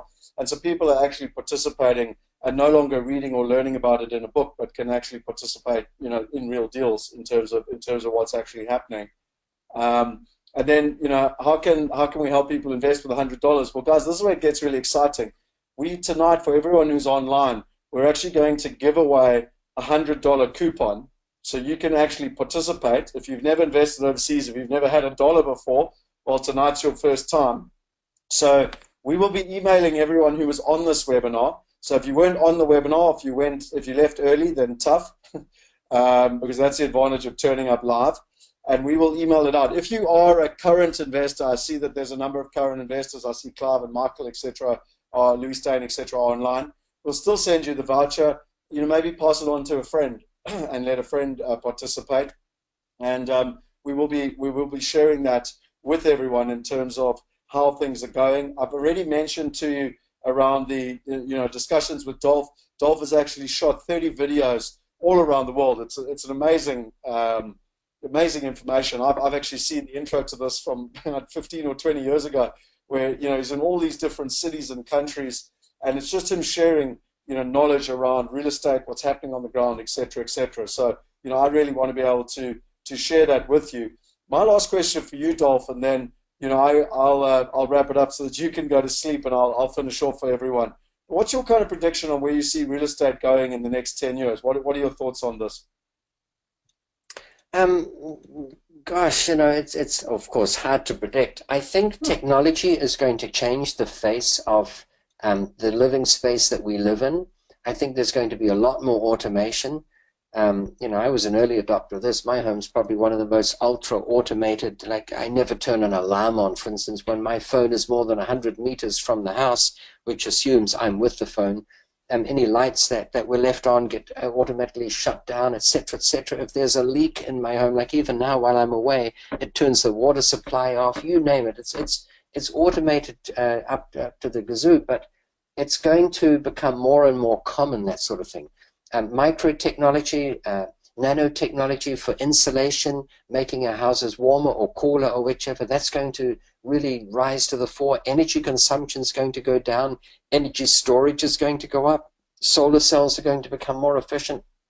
Instead of arguing with electric authorities as to whether we should sell power back at the same rate as we buy it from them or not, we'll just collect energy with our solar cells and store it in batteries and then regurgitate it at night. So I think all that's going to change, but they can be retrofitted to houses. Housing will still be in demand. The population is still increasing in the markets that we're looking at investing in. And prices, I believe, will continue to go up. I still think it's the best long-term investment that there is. So, in that sense, nothing has changed. It's just, it will look different. It's like car technology from year to year, guys. It changes very slowly. If you have last year's model, whatever, BMW or Chevy or whatever, a Peugeot or something, and you compare it to this year's models, the changes are incremental. But when you look over a period of a decade, the changes are huge. And cars have become far smarter and better. Self-parking cars, and then they had cruise control, and then cruise control with radar, so you never bump into the car in front of you, etc., etc. The next big leap is going to be driverless cars. It's going to be a massive change, but we're still going to have cars. Cars are still a good investment. Well, if you're in the automotive industry, I wouldn't recommend investing in a car as an investment. Have a car to get you from A to B, and don't try and get a fancy car. If you need to drive a Bugatti or a Ferrari or something, rent one for a weekend when you feel as though you're having a bit of a frivolous time. People always expect that I drive some fancy car, and I do have a nice car. It's a Lexus. It's the ultra luxury version, but it's 14 years old. And I don't mind. It still gets me from A to B, and I'm not there half the time anyway, so why would I need it? A fancy Ferrari or something. And it's the same with real estate, guys. Be modest. Don't just invest to make a lot of money and become a rich, miserable person. Have fun along the way. Make sure you look after your friends. The best way of having good friends is being a good friend. Look after the people you care about, because that determines what kind of people end up looking after you. Well, on that note, Dolph, I really want to say thank you to. I've put up two little polls, here, and I'm conscious of your time and the fact you've got to be up in 3 hours. So, what I suggest, there's a number of questions here. I'll wrap it up in the next 10 minutes. But from your side, what I suggest is if we say thank you very much to you, I can answer the questions. For those people who stay online, I want to share with them how they can get their $100. I also want to share with them how they can have an opportunity to win an apartment in the tallest building and one of the most iconic buildings in Africa. And equally, I want to share with them some of the opportunities going forward. But I don't want to keep you online because you know what I'm talking about, and I'm very conscious of how late it is there from your side. So I just wanted to say to everyone, thank you very much. It's awesome having you online. And yeah, sorry we got you up so late, but thank you for sharing. Well, thank you too, Scott. A pleasure as always. And thanks everyone for listening and putting up with our ramblings. And as I always say when I finish just about anything, successful investing to all of you. Thank you so much. Awesome, Dolph. Have a good evening. And for those of you who stay online for the next 10 minutes, I'm just going to share some extra information, and equally I will answer the questions that everyone has asked. So anyway, let me crack on. And I quickly wanted to run through here. It's one of the most reliable and profitable investments in the world. 49% of the world's wealth is held in real estate. It's what built the wealth of kings and aristocrats. But investing in real estate, for the average person, is simply out of reach. It's a playground normally reserved for millionaires or billionaires. Only the top 0.1% of people own and invest in commercial real estate. There's a wealth gap across the globe that's pricing out the middle class from investing in one of the best ways to build and preserve wealth, which will enable them to give their children a better future. Studies prove that children who grow up in households who have stable financial futures do better in life.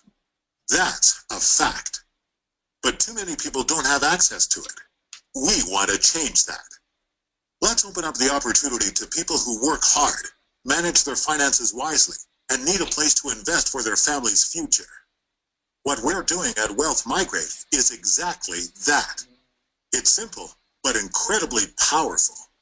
We're eliminating the typical barriers to entry when investing in real estate, whether that's knowledge, money, experience, or access. Access to what the top investors know and are able to invest in, but that you can't. We're giving people the opportunity to invest globally in commercial real estate through the internet, right alongside high-profile investors, and earn the same returns and monthly dividends. We're using the internet and our technology to give everyone access to real estate investment opportunities you've never had access to before. By giving you access to global real estate investing, our goal is to empower 1 billion people by 2020 and close the wealth gap that currently exists. You don't need to invest huge amounts of money to become a part owner of a project. It levels the playing field and helps developers start new projects. It's a win-win for everyone. We've published 19 books, including New York Times bestsellers. And then there's our technology, our secret sauce that helps you make smart investments. Now it's your time to grab this opportunity. Do it now with our trusted, secure real estate investment platform. Visit www.wealthmigrate.com to see what amazing opportunities are available right now. So guys, I just wanted to give you that little video because I think it's pretty important. You know, we've discussed this a lot tonight, but 49% of the world's wealth is held in real estate. Only 12.9% of the world's population actually has access to real estate. And of that, less than 1% actually goes on to retire wealthy at the age of 65 in the Western world. And as Tony Robbins says, the way to be successful is to copy what successful people are doing. So if you're not doing what the millionaires and billionaires are doing, then you've got a problem because you're not going to be able to get the same results. The current system is broken. You know, no one trusts the system.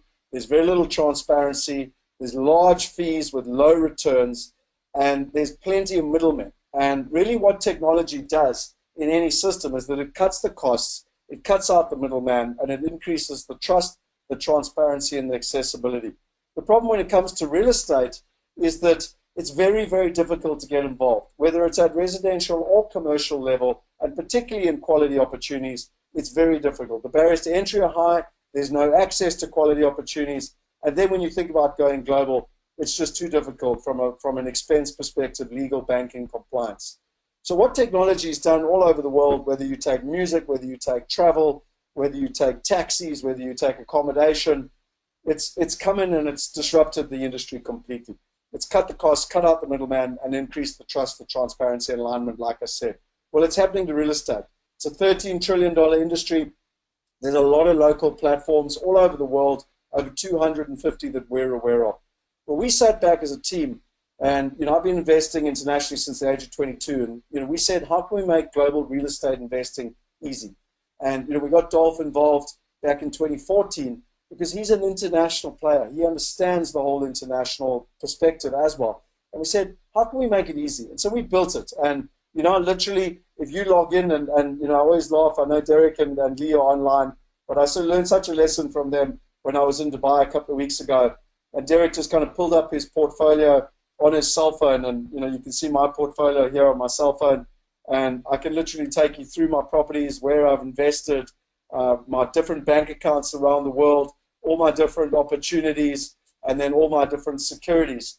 And whether that's on my cell phone or on my desktop, these pictures on the right are real. And so really what we've done is that we've made it really easy. As Derek said, what used to take him weeks, months, possibly even years, it took Henny and Peter over 5 years to get into Australia, now can be done in minutes. In less than 10 minutes, he was able to invest in America and Australia, literally through his laptop. It enables him to be able to create true and global wealth. You only get access to quality partners and quality opportunities that, quite frankly, most of us have never had access to. And the best part is we can invest from $1,000. When you look at it, it takes away all the hassles, the management issues. Michael always says to me, what about the toilets leaking?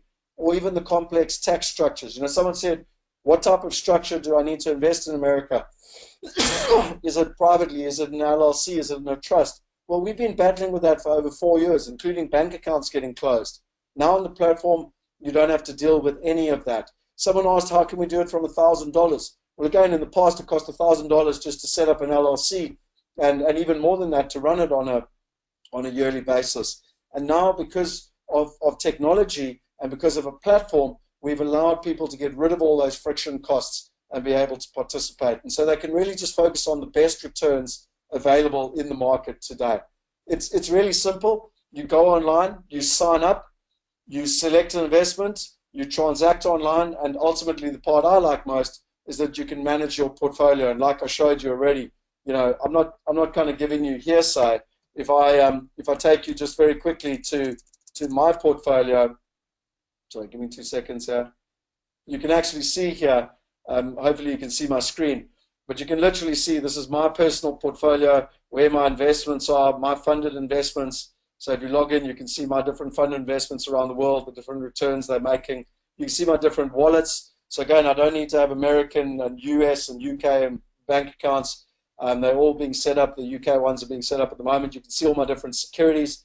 So if you want to be able to trust it, literally this ticker number, as it's known, you can go on Bloomberg or any other financial system, and you can actually see that this security has been listed. So when I invested my $10,000, You can see the fees, the taxes, etc. It's all there globally now. And then also it kind of lets me know about new opportunities that are coming up in terms of where the future is. And what I love most is I can manage it on the dashboard in terms of where we're going. As a company, we won quite a few accolades recently. We were in the KPMG Global Top 50 in November last year. We got over $100 million in assets under management on 3 continents. And one of the ones I'm proudest of is that the investors are reinvesting in the region of 70% reinvestment from investors. So we're obviously doing something right, that people are liking it and reinvesting. Something that's pretty new to a lot of people is when you want to understand the credibility of the board. Justin Clark is the founder of Private Property. He's built marketplaces or platforms in 16 different countries, and most people know Private Property. Martin Freeman actually came on a buyer's trip many years ago, invested in both houses and in the medical stuff, built 5 fintech companies, and has also joined. Paul Nadera is one of the world experts on compliance. He ran the oldest equity crowdfunding platform in the world. When the SEC needs help, which is like the FSP in America, they actually called him up, and he runs our Australian division. Dr. Dolf de Roos, I think, needs no introduction after tonight's webinar. And then you've got on the property side, you've got Henny and Peter, both US dollar billionaires, have made substantial wealth out of real estate, both in South Africa and in Australia, and Peter in Europe as well. And they really are heading up the investment committee. And then, Joyce Koffler is one of the world experts on fintech, and Lex Cisney has helped over 100 tech companies be able to scale, and based out of California, and is helping us grow. There's really 3 parts to our marketplace that we focus on, which is trust. So really being able to build out trust for people, selection, so getting quality, access to the best opportunities in different markets, and then convenience, and really allowing it from an e-commerce solution perspective. And this is just an example of the type of reports that people get on the real estate opportunity, so they can sit, whether it's in Dubai or South Africa or Shanghai or Sao Paulo, they can sit on their mobile phone, on their laptop, and be able to read all the reports and understand what is actually happening. GIDS is our back-end system. It's our secret sauce. Some of you asked tonight about REAP and REAMS, which is the system that Dr. Dolf de Roos invented 20 years ago. There's multiple systems here, including my own systems, Henny Poseidonite systems, that we use to help people understand where to invest, when to invest, why to invest, what to invest in, who to partner with, what city to invest, what country to invest, what impact is currency going to have, what structures to invest in. All the really complicated questions that people need to take into account, we've now built into a large algorithmic system called GIDS, which is our global investment due diligence system. And it actually gives the investors, you guys and myself, a rating, knowing where to invest. So trying to make our investing smart so that you can be a smart investor, knowing what to do and when to do it. This is just an example of REAP, which was the system earlier that someone was asking about, which is Dolph's system that he built long before kind of the internet took off. And this is now all being built into the technology on the back end, so that people have access to know which is the best opportunities to invest in. In terms of pipelines, Henny and Michiel and Willie and the team, with the team in Australia, Paul and Richard, with the team in America between Andrew and Bruce and the team there, and the team in the US between Arthur and Lauren, etc. Sorry, in the UK. They've built strong pipelines of really good quality opportunities in different markets. So niche focused, certain cities, certain niches in terms of where you are. And a good example of this is 2 great opportunities which are closing out as we speak at the end of this month. And the one is Cypress Ridge, which is in Texas. It's a multi-family. It's 252 units. I personally invested, my family, me and my wife have invested in this deal. It's a $15 million deal. There's about $6 million in equity that's being invested. The internal rate of return is just short of 20%. Our partner on the ground, by the way, is investing $500,000 of their own dollars, and they're organizing the mortgages with the banks, which is why we're getting such competitive rates in terms of where we're at. The annual cash on cash is 7.9%, and the minimum investment here is $10,000. The reason that this one's $10,000 is that it's literally closing out at the moment, and so it was $1,000, but it's we really are getting to a time crunch in terms of closing it out. There's quite significant demand in terms of more people want to actually invest in it than there is the opportunity left. but it's pretty much coming down to first come, first serve in terms of people being able to get involved. And you can see the GIDS rating there is sitting at 9.4. This is just a quick, I'm not going to play the whole thing, but I can set it to. So this is a quadcopter view that I did when I was there with my field back in September.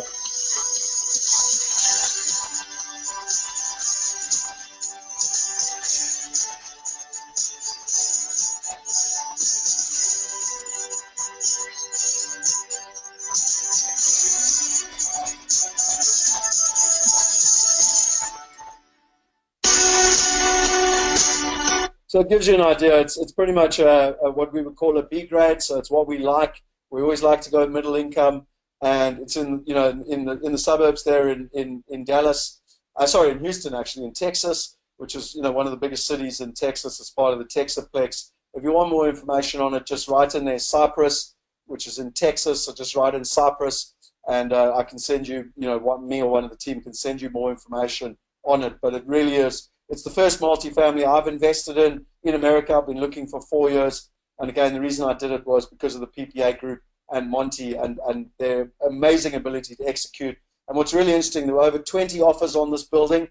We were not the most expensive, as in we didn't put in the highest purchase price, but we managed to secure the deal because Monty has such an incredible track record in the Texas market, being one of the Inc. 500 companies in the market and someone that specializes in multifamily. And then on the medical side, we've done very well in medical over the years, with Henny really spearheading that. I've invested in every medical deal with Henny since we started, and really, I absolutely love medical for all the reasons Dolf said. The problem is that the institutionals are actively getting involved in medical. It's between multifamily and medical, they're the top two sectors that people are investing in now, which is making it really difficult because cap rates are compressing, which means prices are going up, which means they don't necessarily make sense. And, we struggled for over 9 months to find a good opportunity since we finished our last one. And with Paul, who's been our partner on the ground there in America, is really good in medical as well. And this is Medical 7. It's a $10 million deal. There's about $3.5 million in equity. And you can see there the average cash-on-cash return is about 8%. The internal rate of return is 13.5%. And again, just because of the tight time frames, the minimum there is $10,000. If you wanted to invest $1,000, we did allow people to invest $1,000. It's just because of the very tight time frames to finish now. But if you are interested in medical, even if you want to invest from $1,000, then type in there medical, and we'll see what we can do. There will be preference for the more sophisticated investors that are able to move quickly and participate and close out now, because again, we've got an oversupply of people wanting to be part of the deal, but we've got very tight time frames in terms of closing. America, there's no way to delay. It just has to happen. They don't agree or understand public holidays. And then you've got a GIDS rating there at 9.6. And so lastly, just in conclusion, some of the deals coming online. We spoke about EB5, Hollywood Circles coming online. We've got the PPA group are bringing 2 new multifamilies, hopefully, to the market. The Aussie team has been doing wonderful work in terms of 2 new medical buildings coming out in Brisbane. Sentinel, who some of you had the privilege of meeting at a wealth partner level, which, back in October last year. Wealth partners are shareholders in the company. So if you want to be a shareholder in the platform, if you want to be a shareholder with Dolf and with Henny and myself and others, then it's what we call our wealth partner. If you're interested in being a wealth partner, it's by invite only, but just put it there and I can let you know some more information. And then 0 to 1 is, we're still finalizing the due diligence and the compliance on this. As soon as it's done, we're looking to launch this, but it's going to be the tallest building in Cape Town, one of the most iconic buildings in Africa, and we're allowing people to participate in that as part of our South African launch from as little as $1,000. And really, this South African launch is something we're quite excited about. We're actually going to, so people will be able to invest from 1,000 Rand now. So we really want to drop the barriers to entry. So, my attitude is get online, get involved, and we're also going to give away an apartment. And the reason we're giving away an apartment is that we've got a great deal that we've set up with the developer there. We both feel the same way, that, generally the pyramid of real estate has only been available to the wealthiest of the wealthy. And now we really want to open it up to the high net worth individuals, to the professionals, and to the rest of the 99%. And, by doing that, by giving away an apartment, granted it's going to take 3 years for this project to build, but we will instantaneously create a millionaire. The apartment's actually worth $2.6 million. And there's going to be a whole lot of content that we're going to be sharing in April. I'm just giving you a heads up. We're not allowed to publicly go out there and market it yet, but I'm just letting you know what's coming.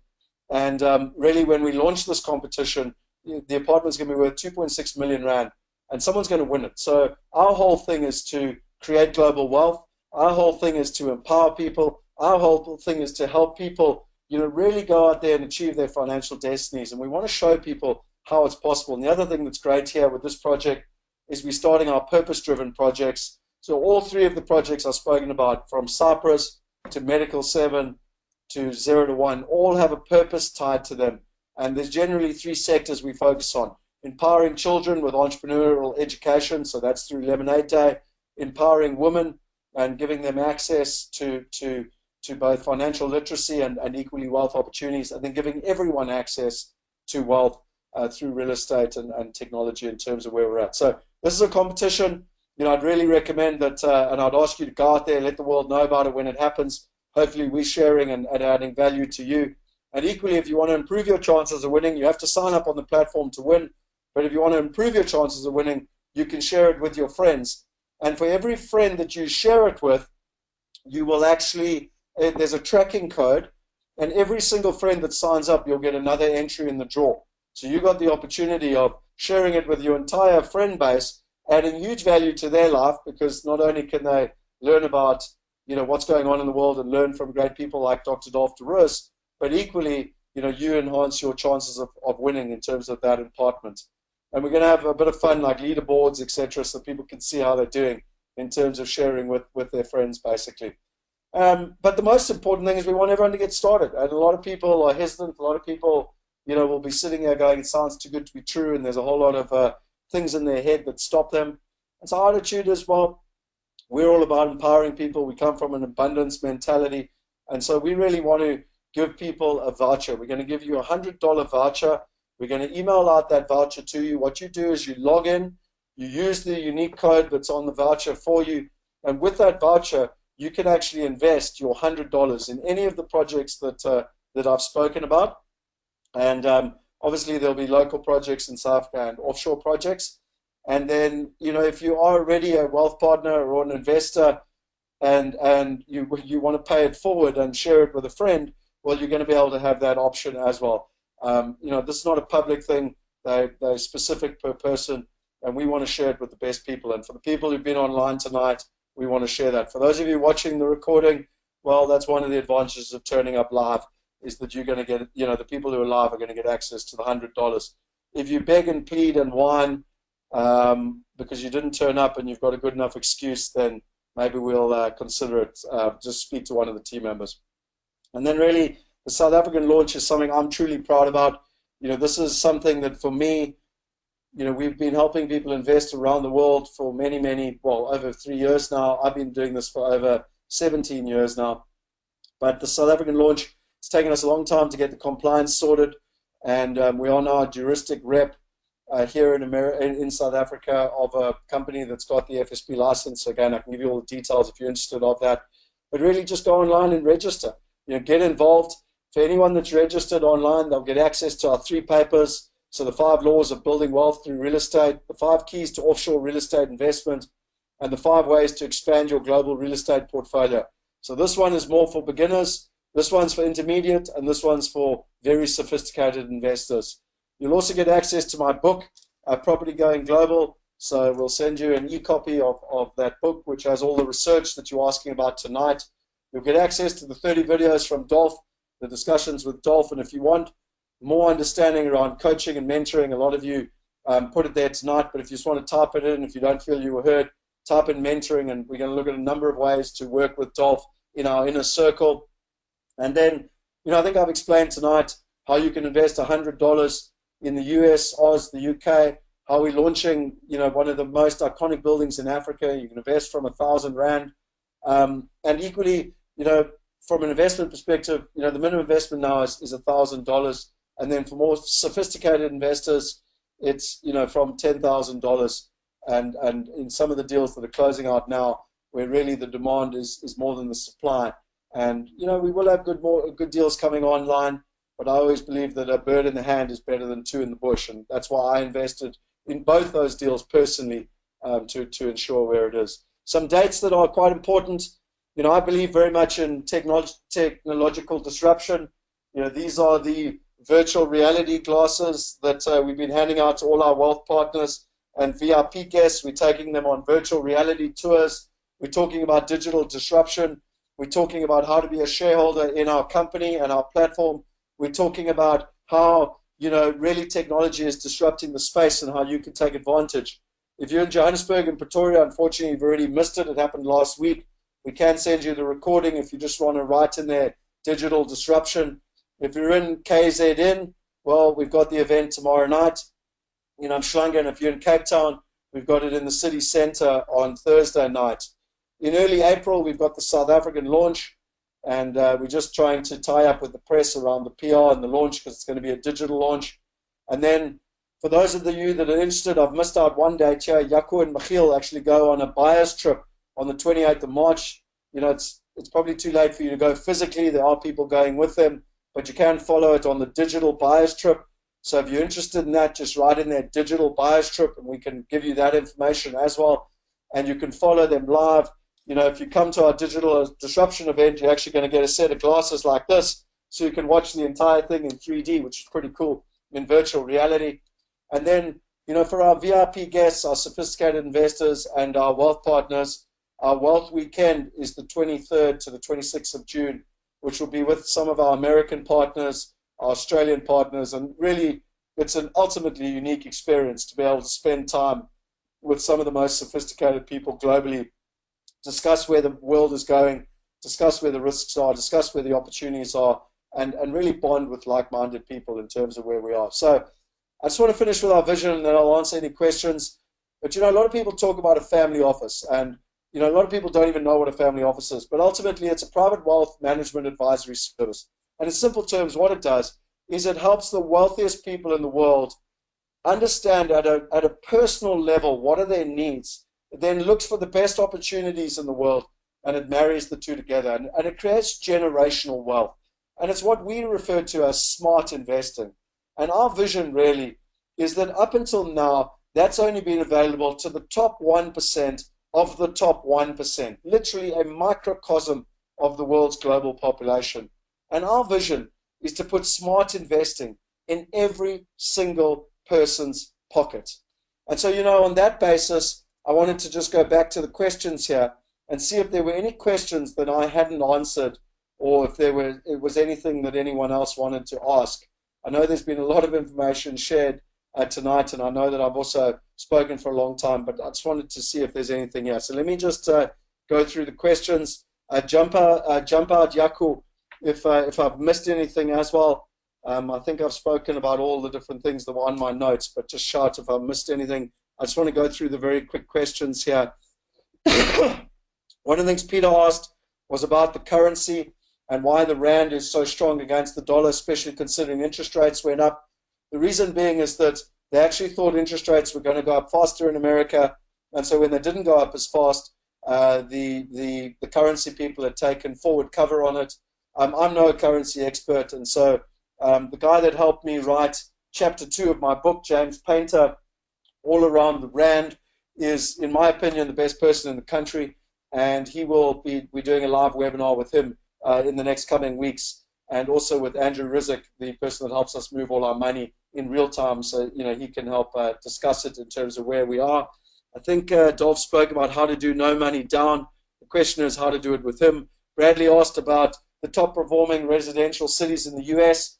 Bradley, it's all in my book, so if you sign up, you'll get a copy of my book.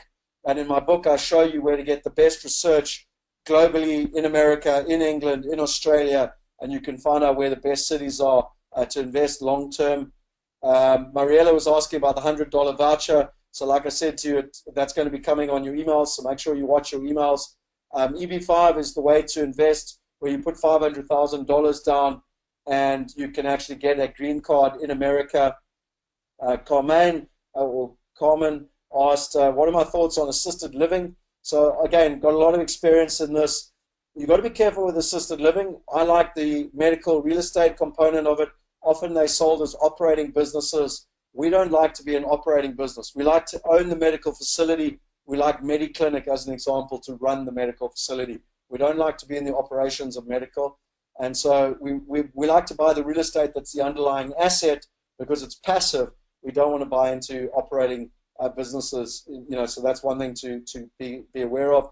And equally in England, I've got friends that invested in assisted living in England for a long time, and then overnight the government changed the laws, and the entire that whole market, like, literally lost tremendous value because the government felt sorry for the old people and changed the laws, and they went from very good deals to very bad deals very quickly.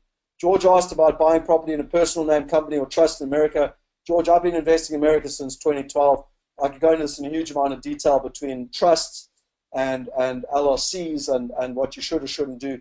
And quite frankly, now through the platform, you've got the ability to invest without all the hassle. We've also had massive problems with American bank accounts for foreigners. We've had over 4 different banks close all the bank accounts for overseas people, and yet now with the platform, you've got access to be able to do all of that.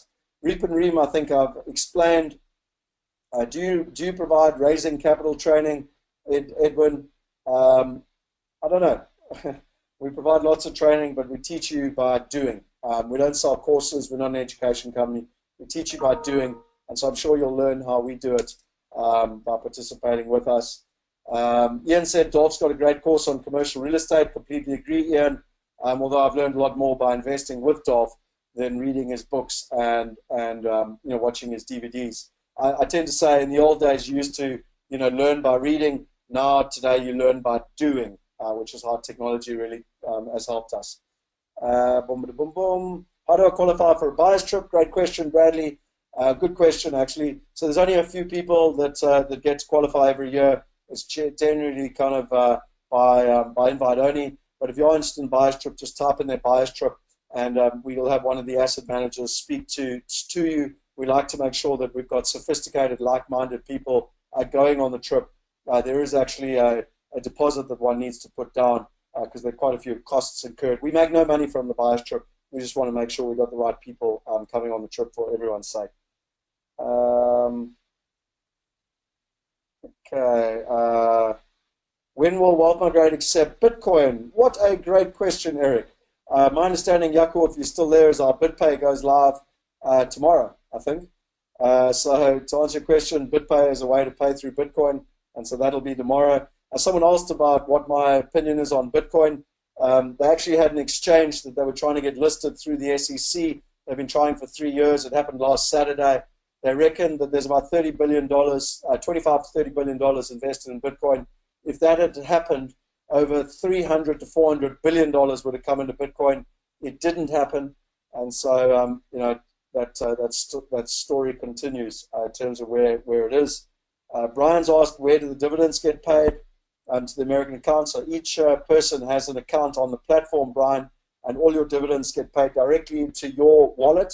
You have complete control over your wallet, including moving funds back to wherever you want it, be it England, South Africa, China, or anywhere else. Okay, so people have asked about Cyprus, medical, digital disruption. Okay, so the guys that are asking about digital disruption, we will, if you can't make it to Durban or Johannesburg, Durban or Cape Town, again, they are for Wealth Partners and our VIPs, so they are exclusive, but we can certainly send out the recording if people don't have access to the information. And I'm not sure if I have covered all the questions. Scott, can investors attend the Wealth Weekend, or is it strictly for Wealth Partners? So, Dimitri, great question. It is primarily for Wealth Partners. And we do have a wonderful community now of Wealth Partners. Now, again, just to confirm, Wealth Partners are shareholders in the company. They've actually invested in the company that has built the platform. We're all shareholders together in that company. It's a Hong Kong-based company, so it's an offshore company with earning US dollar revenues. And the weekend is small, intimate weekend, and so it'll be first come, first served to Wealth Partners. And then if there are spaces, it'll be by invite only to sophisticated investors in terms of where it is. So if you're wealth partner, then you're guaranteed to be able to come. But if you're not, I can't guarantee it because there's only a certain number of spots that are available in terms of what's on offer. Okay, any other questions? I can see that I've finished just short of 9 o'clock. I said it would be going till about 9. I tend to always talk, Dolf, and I tend to always talk for a long time because there's so much value we want to share. And I didn't actually realize Dolf was in Indonesia. I thought it was going to be like 10 a.m. his time in Phoenix. But any other questions anyone else wants to know? Anything else I can answer? What about some ideas quickly for the, all the people that are online tonight?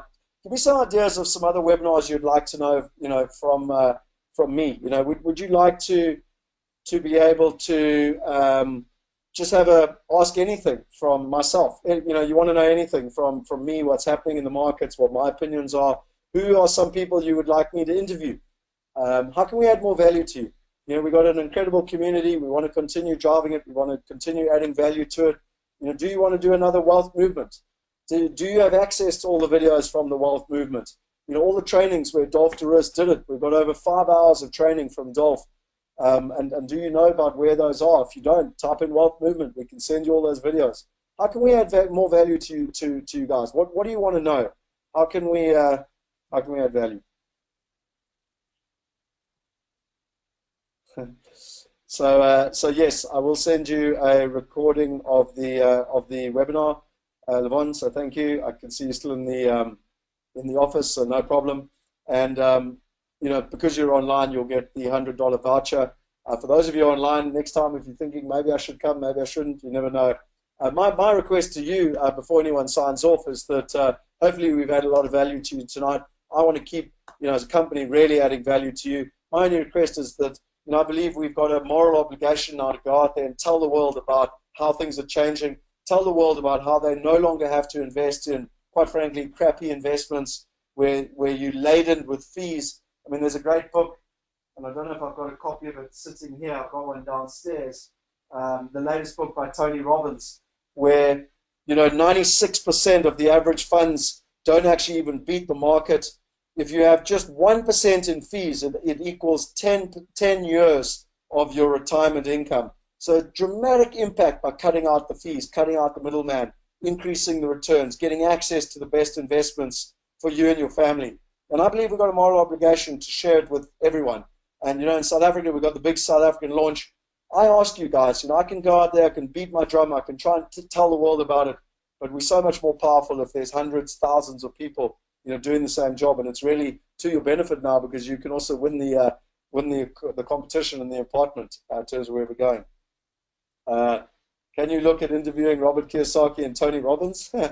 Oh yeah, no small task, but I am working on it in terms of where we are. Webinar ideas, Bitcoin info, should we buy? How does it work? Pierre, we focus on real estate, so I can talk about the disruption of technology. I'm not an expert on Bitcoin. Maybe we could find an expert on Bitcoin. I'd probably need to learn more about that myself. So, good example. Certainly now that we are launching BitPay. So people have asked about the wealth movement so they can get access to all those videos. Are there other countries in the pipeline that you're considering? Great question, Ian. There's a number of countries that we're looking to launch. At the moment, purely on the investor side, not necessarily on the investment side, because we really got to be careful in the countries we launch to make sure that those countries have all the fundamentals in place and that we don't make mistakes. Where is there going to be a development in Indonesia?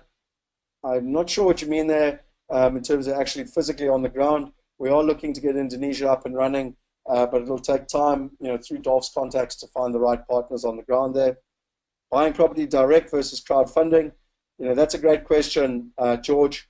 I think really it comes down to three things. Firstly, you're dramatically cutting out the costs. Direct property has 16 different middlemen between you and your investment.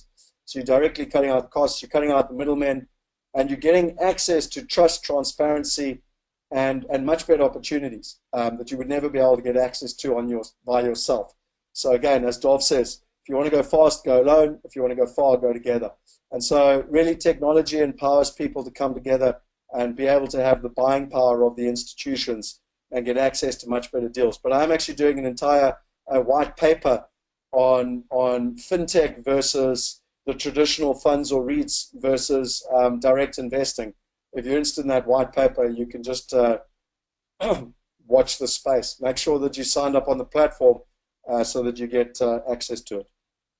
You once had 3 people discussing the political situation in South Africa. That would be good from time to time. So, okay, great, Costa.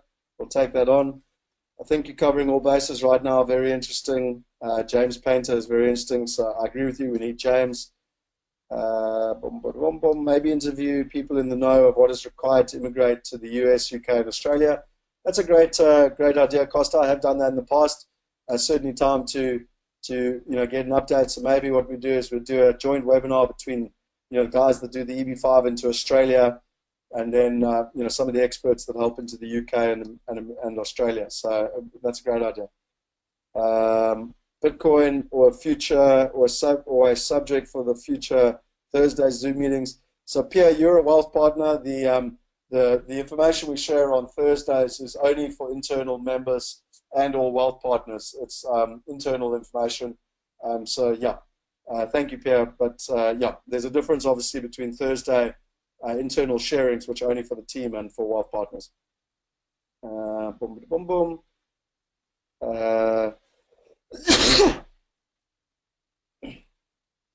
So this from Levon said, I really admire you as my mentor. Being a SAF, I wanted to retire young, retire rich back home to give my kids the lifestyle I had.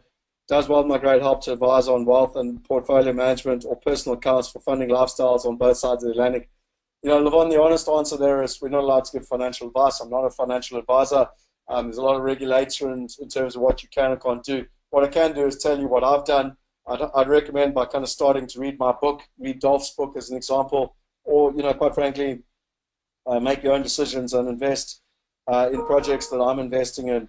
It really helped me. I lived in London for 9 years. Now I live in Knysna, South Africa. But yet my assets are overseas, and I earn a first world income with first world assets, which gives me huge peace of mind and plan B for my family. So, but yes, happy to help and share what I've done, but I'm not a financial advisor. I have no intention of getting a financial advisory license because I think that investing is common sense, and we all are born with common sense. And I don't believe that confusing and complicating things is right, and I believe that that's what the old industry does to keep you confused so that they can charge you lots of fees.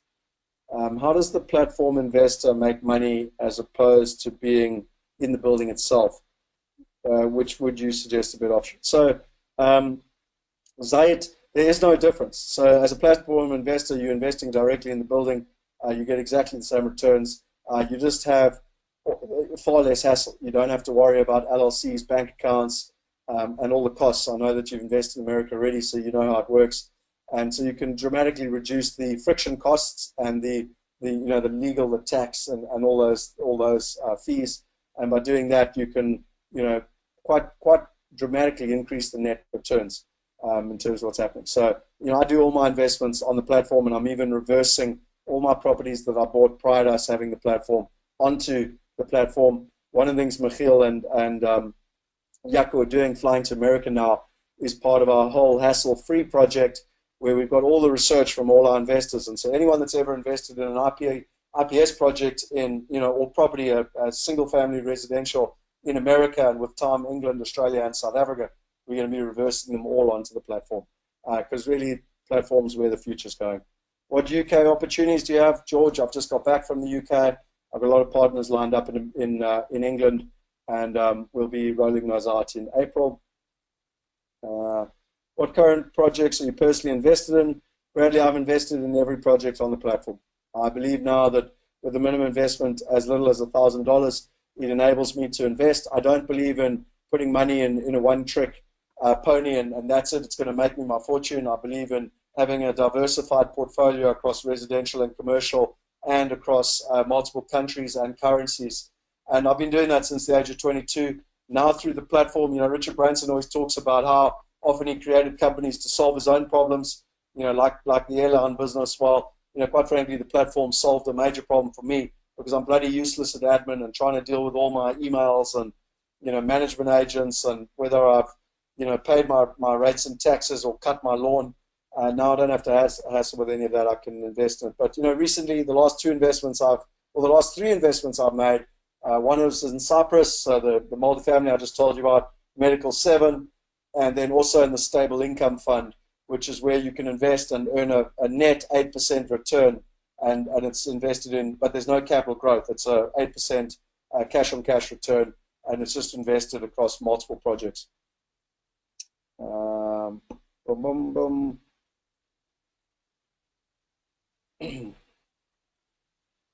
Okay, some discussions around the new rulings on the Common Reporting Standards, CRS. Pedro, so I presume you're talking around all the tax and the changes globally. We probably need to get Garth to do another update like he did at the AGM for the Wealth Partners last year in May. So I will work on something that again we'll do at a Wealth Partner level.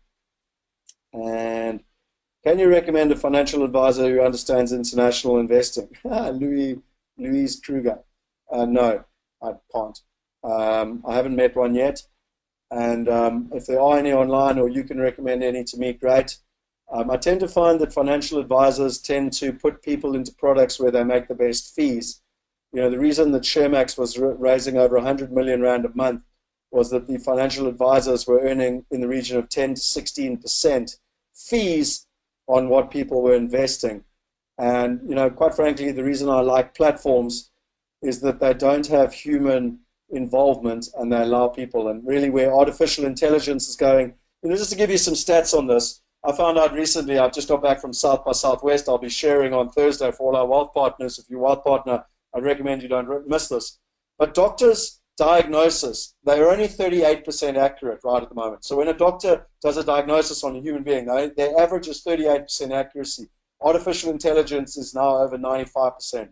Robo-advising, which is where it takes your personal needs and gives you advice, doesn't get involved in the human problem, the human bias of, hey, if I help you get into this investment, I get more fees. Or if I do this, I might get to my quota by the end of the month. Robo-advising just helps you do what's best for you.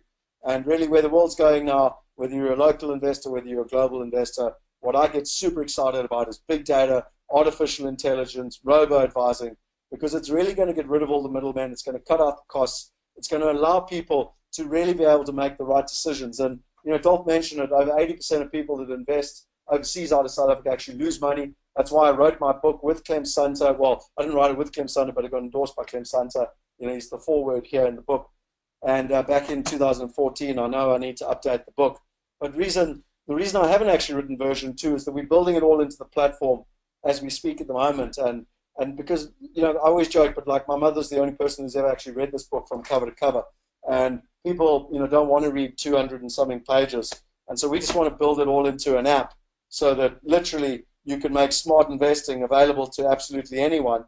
And literally through their cell phone, they can sit here and they can make wise decisions of where they want to invest. And that's really where I see the future going in terms of what's happening. So Pedro said to assist with where to hold money investment. Okay, Pedro, so yeah, we can take that offline.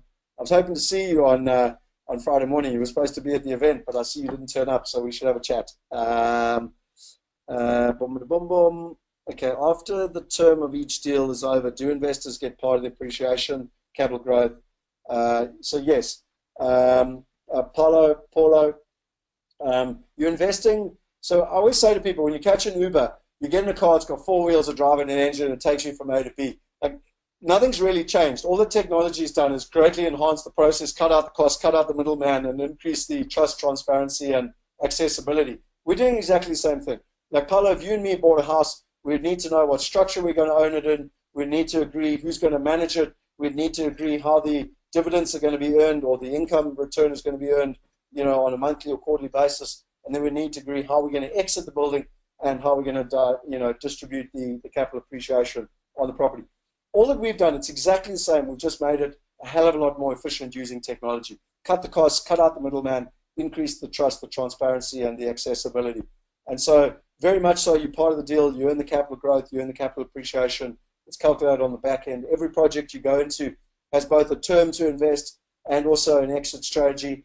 And that's what the internal rate of return is, which allows people to know what their overall growth year on year is expected in terms of the investment. If you do want to speak to an asset manager, I'd suggest you go into more detail there. How is capital growth filed with the IRS? Well, you only file capital growth once you actually have earned the capital growth, and there's a number of ways that we work there, and we do help everyone from a tax perspective. The IRS, for those who don't know, is in America. Locally or as an income in the country. So to answer your question, in every country, the tax starts where the asset is. So if the property is in America, then you start in America. If you bring your money back to South Africa, then they're generally dual tax between America and South Africa. But we can help you legally make sure that you've set that up right and are managing that right. Can you list all the Wealth Migrate staff on the website with their positions and contact details to enable us to who's who when you refer to them? Good idea, David. Thank you for a good idea. So hopefully, Milani, you're writing down all these good ideas, or if you could please go through all the details, all the questions with all the good ideas, I'd appreciate it. Germany, are you looking here? What do the fundamentals look like? But partners on the ground may be a big issue. So interesting enough here, I spoke to Gunther, who was online tonight. I don't know if he's still online. Germany is a market to look at.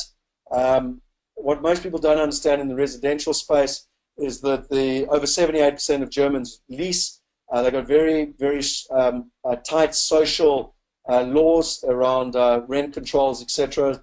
And equally, you need to look at the numbers and the returns. Generally, in some of the biggest cities, you're earning returns of 2-3%. So it hasn't made sense to us yet. Henny and I have tended to want to stick to English-speaking countries where we understand the language and also the regulation. We do want to go into Europe, and we will go into Europe when we find the right partners and when the time is right in those markets. As an example, Peter Fenstra has done a lot of work in Europe, and there's some other very sophisticated South Africans we're talking at that have done a lot of big business in Europe, and we will go into Europe when the time is right. What are the tax implications on the dividends? So again, a great question, Bradley. If you do look at any of the properties, so if you look at Cyprus or Medical 7, just an example, if you download the fact sheet, so if you log in, you sign up on the platform, and then you get access to all the, all the information about the deal. We've actually got all the tax implications. So it takes like $1,000, it takes $10,000, and it actually shows you how the tax implications work. Do I just go on your website to qualify for the $100? No, Desmond. We will send you an email with your unique voucher, although you do need to be on the platform to be able to go in the draw to win the 0 to 1 apartment. So I'd highly recommend that you sign up on the platform and start learning, looking, watching, and seeing what's happening. What about investing in Malta? That's interesting. So Malta, I spoke a lot about. There's 16 different countries I spoke about in chapter 10 of this book, where I spoke about countries that you can get passports in. I've heard very mixed opinions of Malta, including a lot of people investing there and not getting passports. Saying that, though, it is one of the markets that we are looking to unlock, because I know a lot of South Africans are wanting to invest there because of the opportunity to get an EU passport. I am very concerned around the property fundamentals on the ground. Same with Cyprus and other markets where they give away passports. There's a reason a country gives away a passport. Portugal, Malta, Cyprus. So you've got to be very, very careful on the property fundamentals. But if we can find the right partners, it would be something we would consider. And that, it looks like, is all the questions. So unless any questions come through quickly, I think we will be signing out for this evening. I've got to be up at 6 a.m. tomorrow morning for a meeting with America. It's one of the challenges of being involved in a global business is that people live in global time zones. And so I need to get to bed so that I too can get up at 6, and then I fly to Durban tomorrow to present in Durban, and then down to Cape Town on Thursday. So that's all from my side. Again, ladies and gentlemen, it's an honor and a privilege to have you all online tonight. And really, from my perspective, thank you for all the ideas. Oh, I forgot about this last slide. I probably should have put this up a lot earlier. Sorry about that. But the next step, speaks to an asset manager, come to the events, get online, sign up. Sign up to get the $100, and then start investing. Start the journey. Start learning by doing. I'm not giving you financial advice. I'm just telling you what's worked for me. I got started at a very young age. I did my first property project when I was 13 years old, and really, like Dolf said, it's the best thing you can ever do. And a lot of people tell you all the risks. when I started in London in 2002, everyone said the market was going to crash, and England was bombing Afghanistan, and oil prices were going to go up, and then interest rates were going to go up, and there's lots of doom and gloom. Well, it still maintains my best investment I ever made to this day. And I wish I'd just bought more properties back in 2002. And so, like Dolf said, it's all about riding cycles. It's all about getting the timing right. But most importantly, what I've learned over now 19 years of international investment is that the most important thing is actually about finding the right partners. And I put this in the video. There's only two things to succeed. It's about getting the right information, and it's about getting the right partners. And why I'm excited in terms of where technology is going is that you don't have to do it on your own anymore. There are people out there that will share the information, make sure they don't have a vested interest. So, if I've only ever helped people invest in England or London more specifically, then I'm going to keep telling you why London's the best place to invest on the planet. Whereas when we're helping people invest in multiple markets around the world, we then allowed to share why we're investing in those markets, and we're not tied to one market or one opinion, because that's just how we get paid. And the second thing is, it's about finding the right partners. Make sure you got the right partners on the ground so that you can go out there and succeed. So that's all from my side. Hopefully we've had a lot of value to you tonight. I apologize I didn't bring this last slide up earlier, just in terms of contact details. So if you want to email Jason or SMS Jason, then you can, and he can coordinate in terms of the information. But there's been a lot of great questions and great ideas shared tonight. I really appreciate it. And guys, you've got our emails.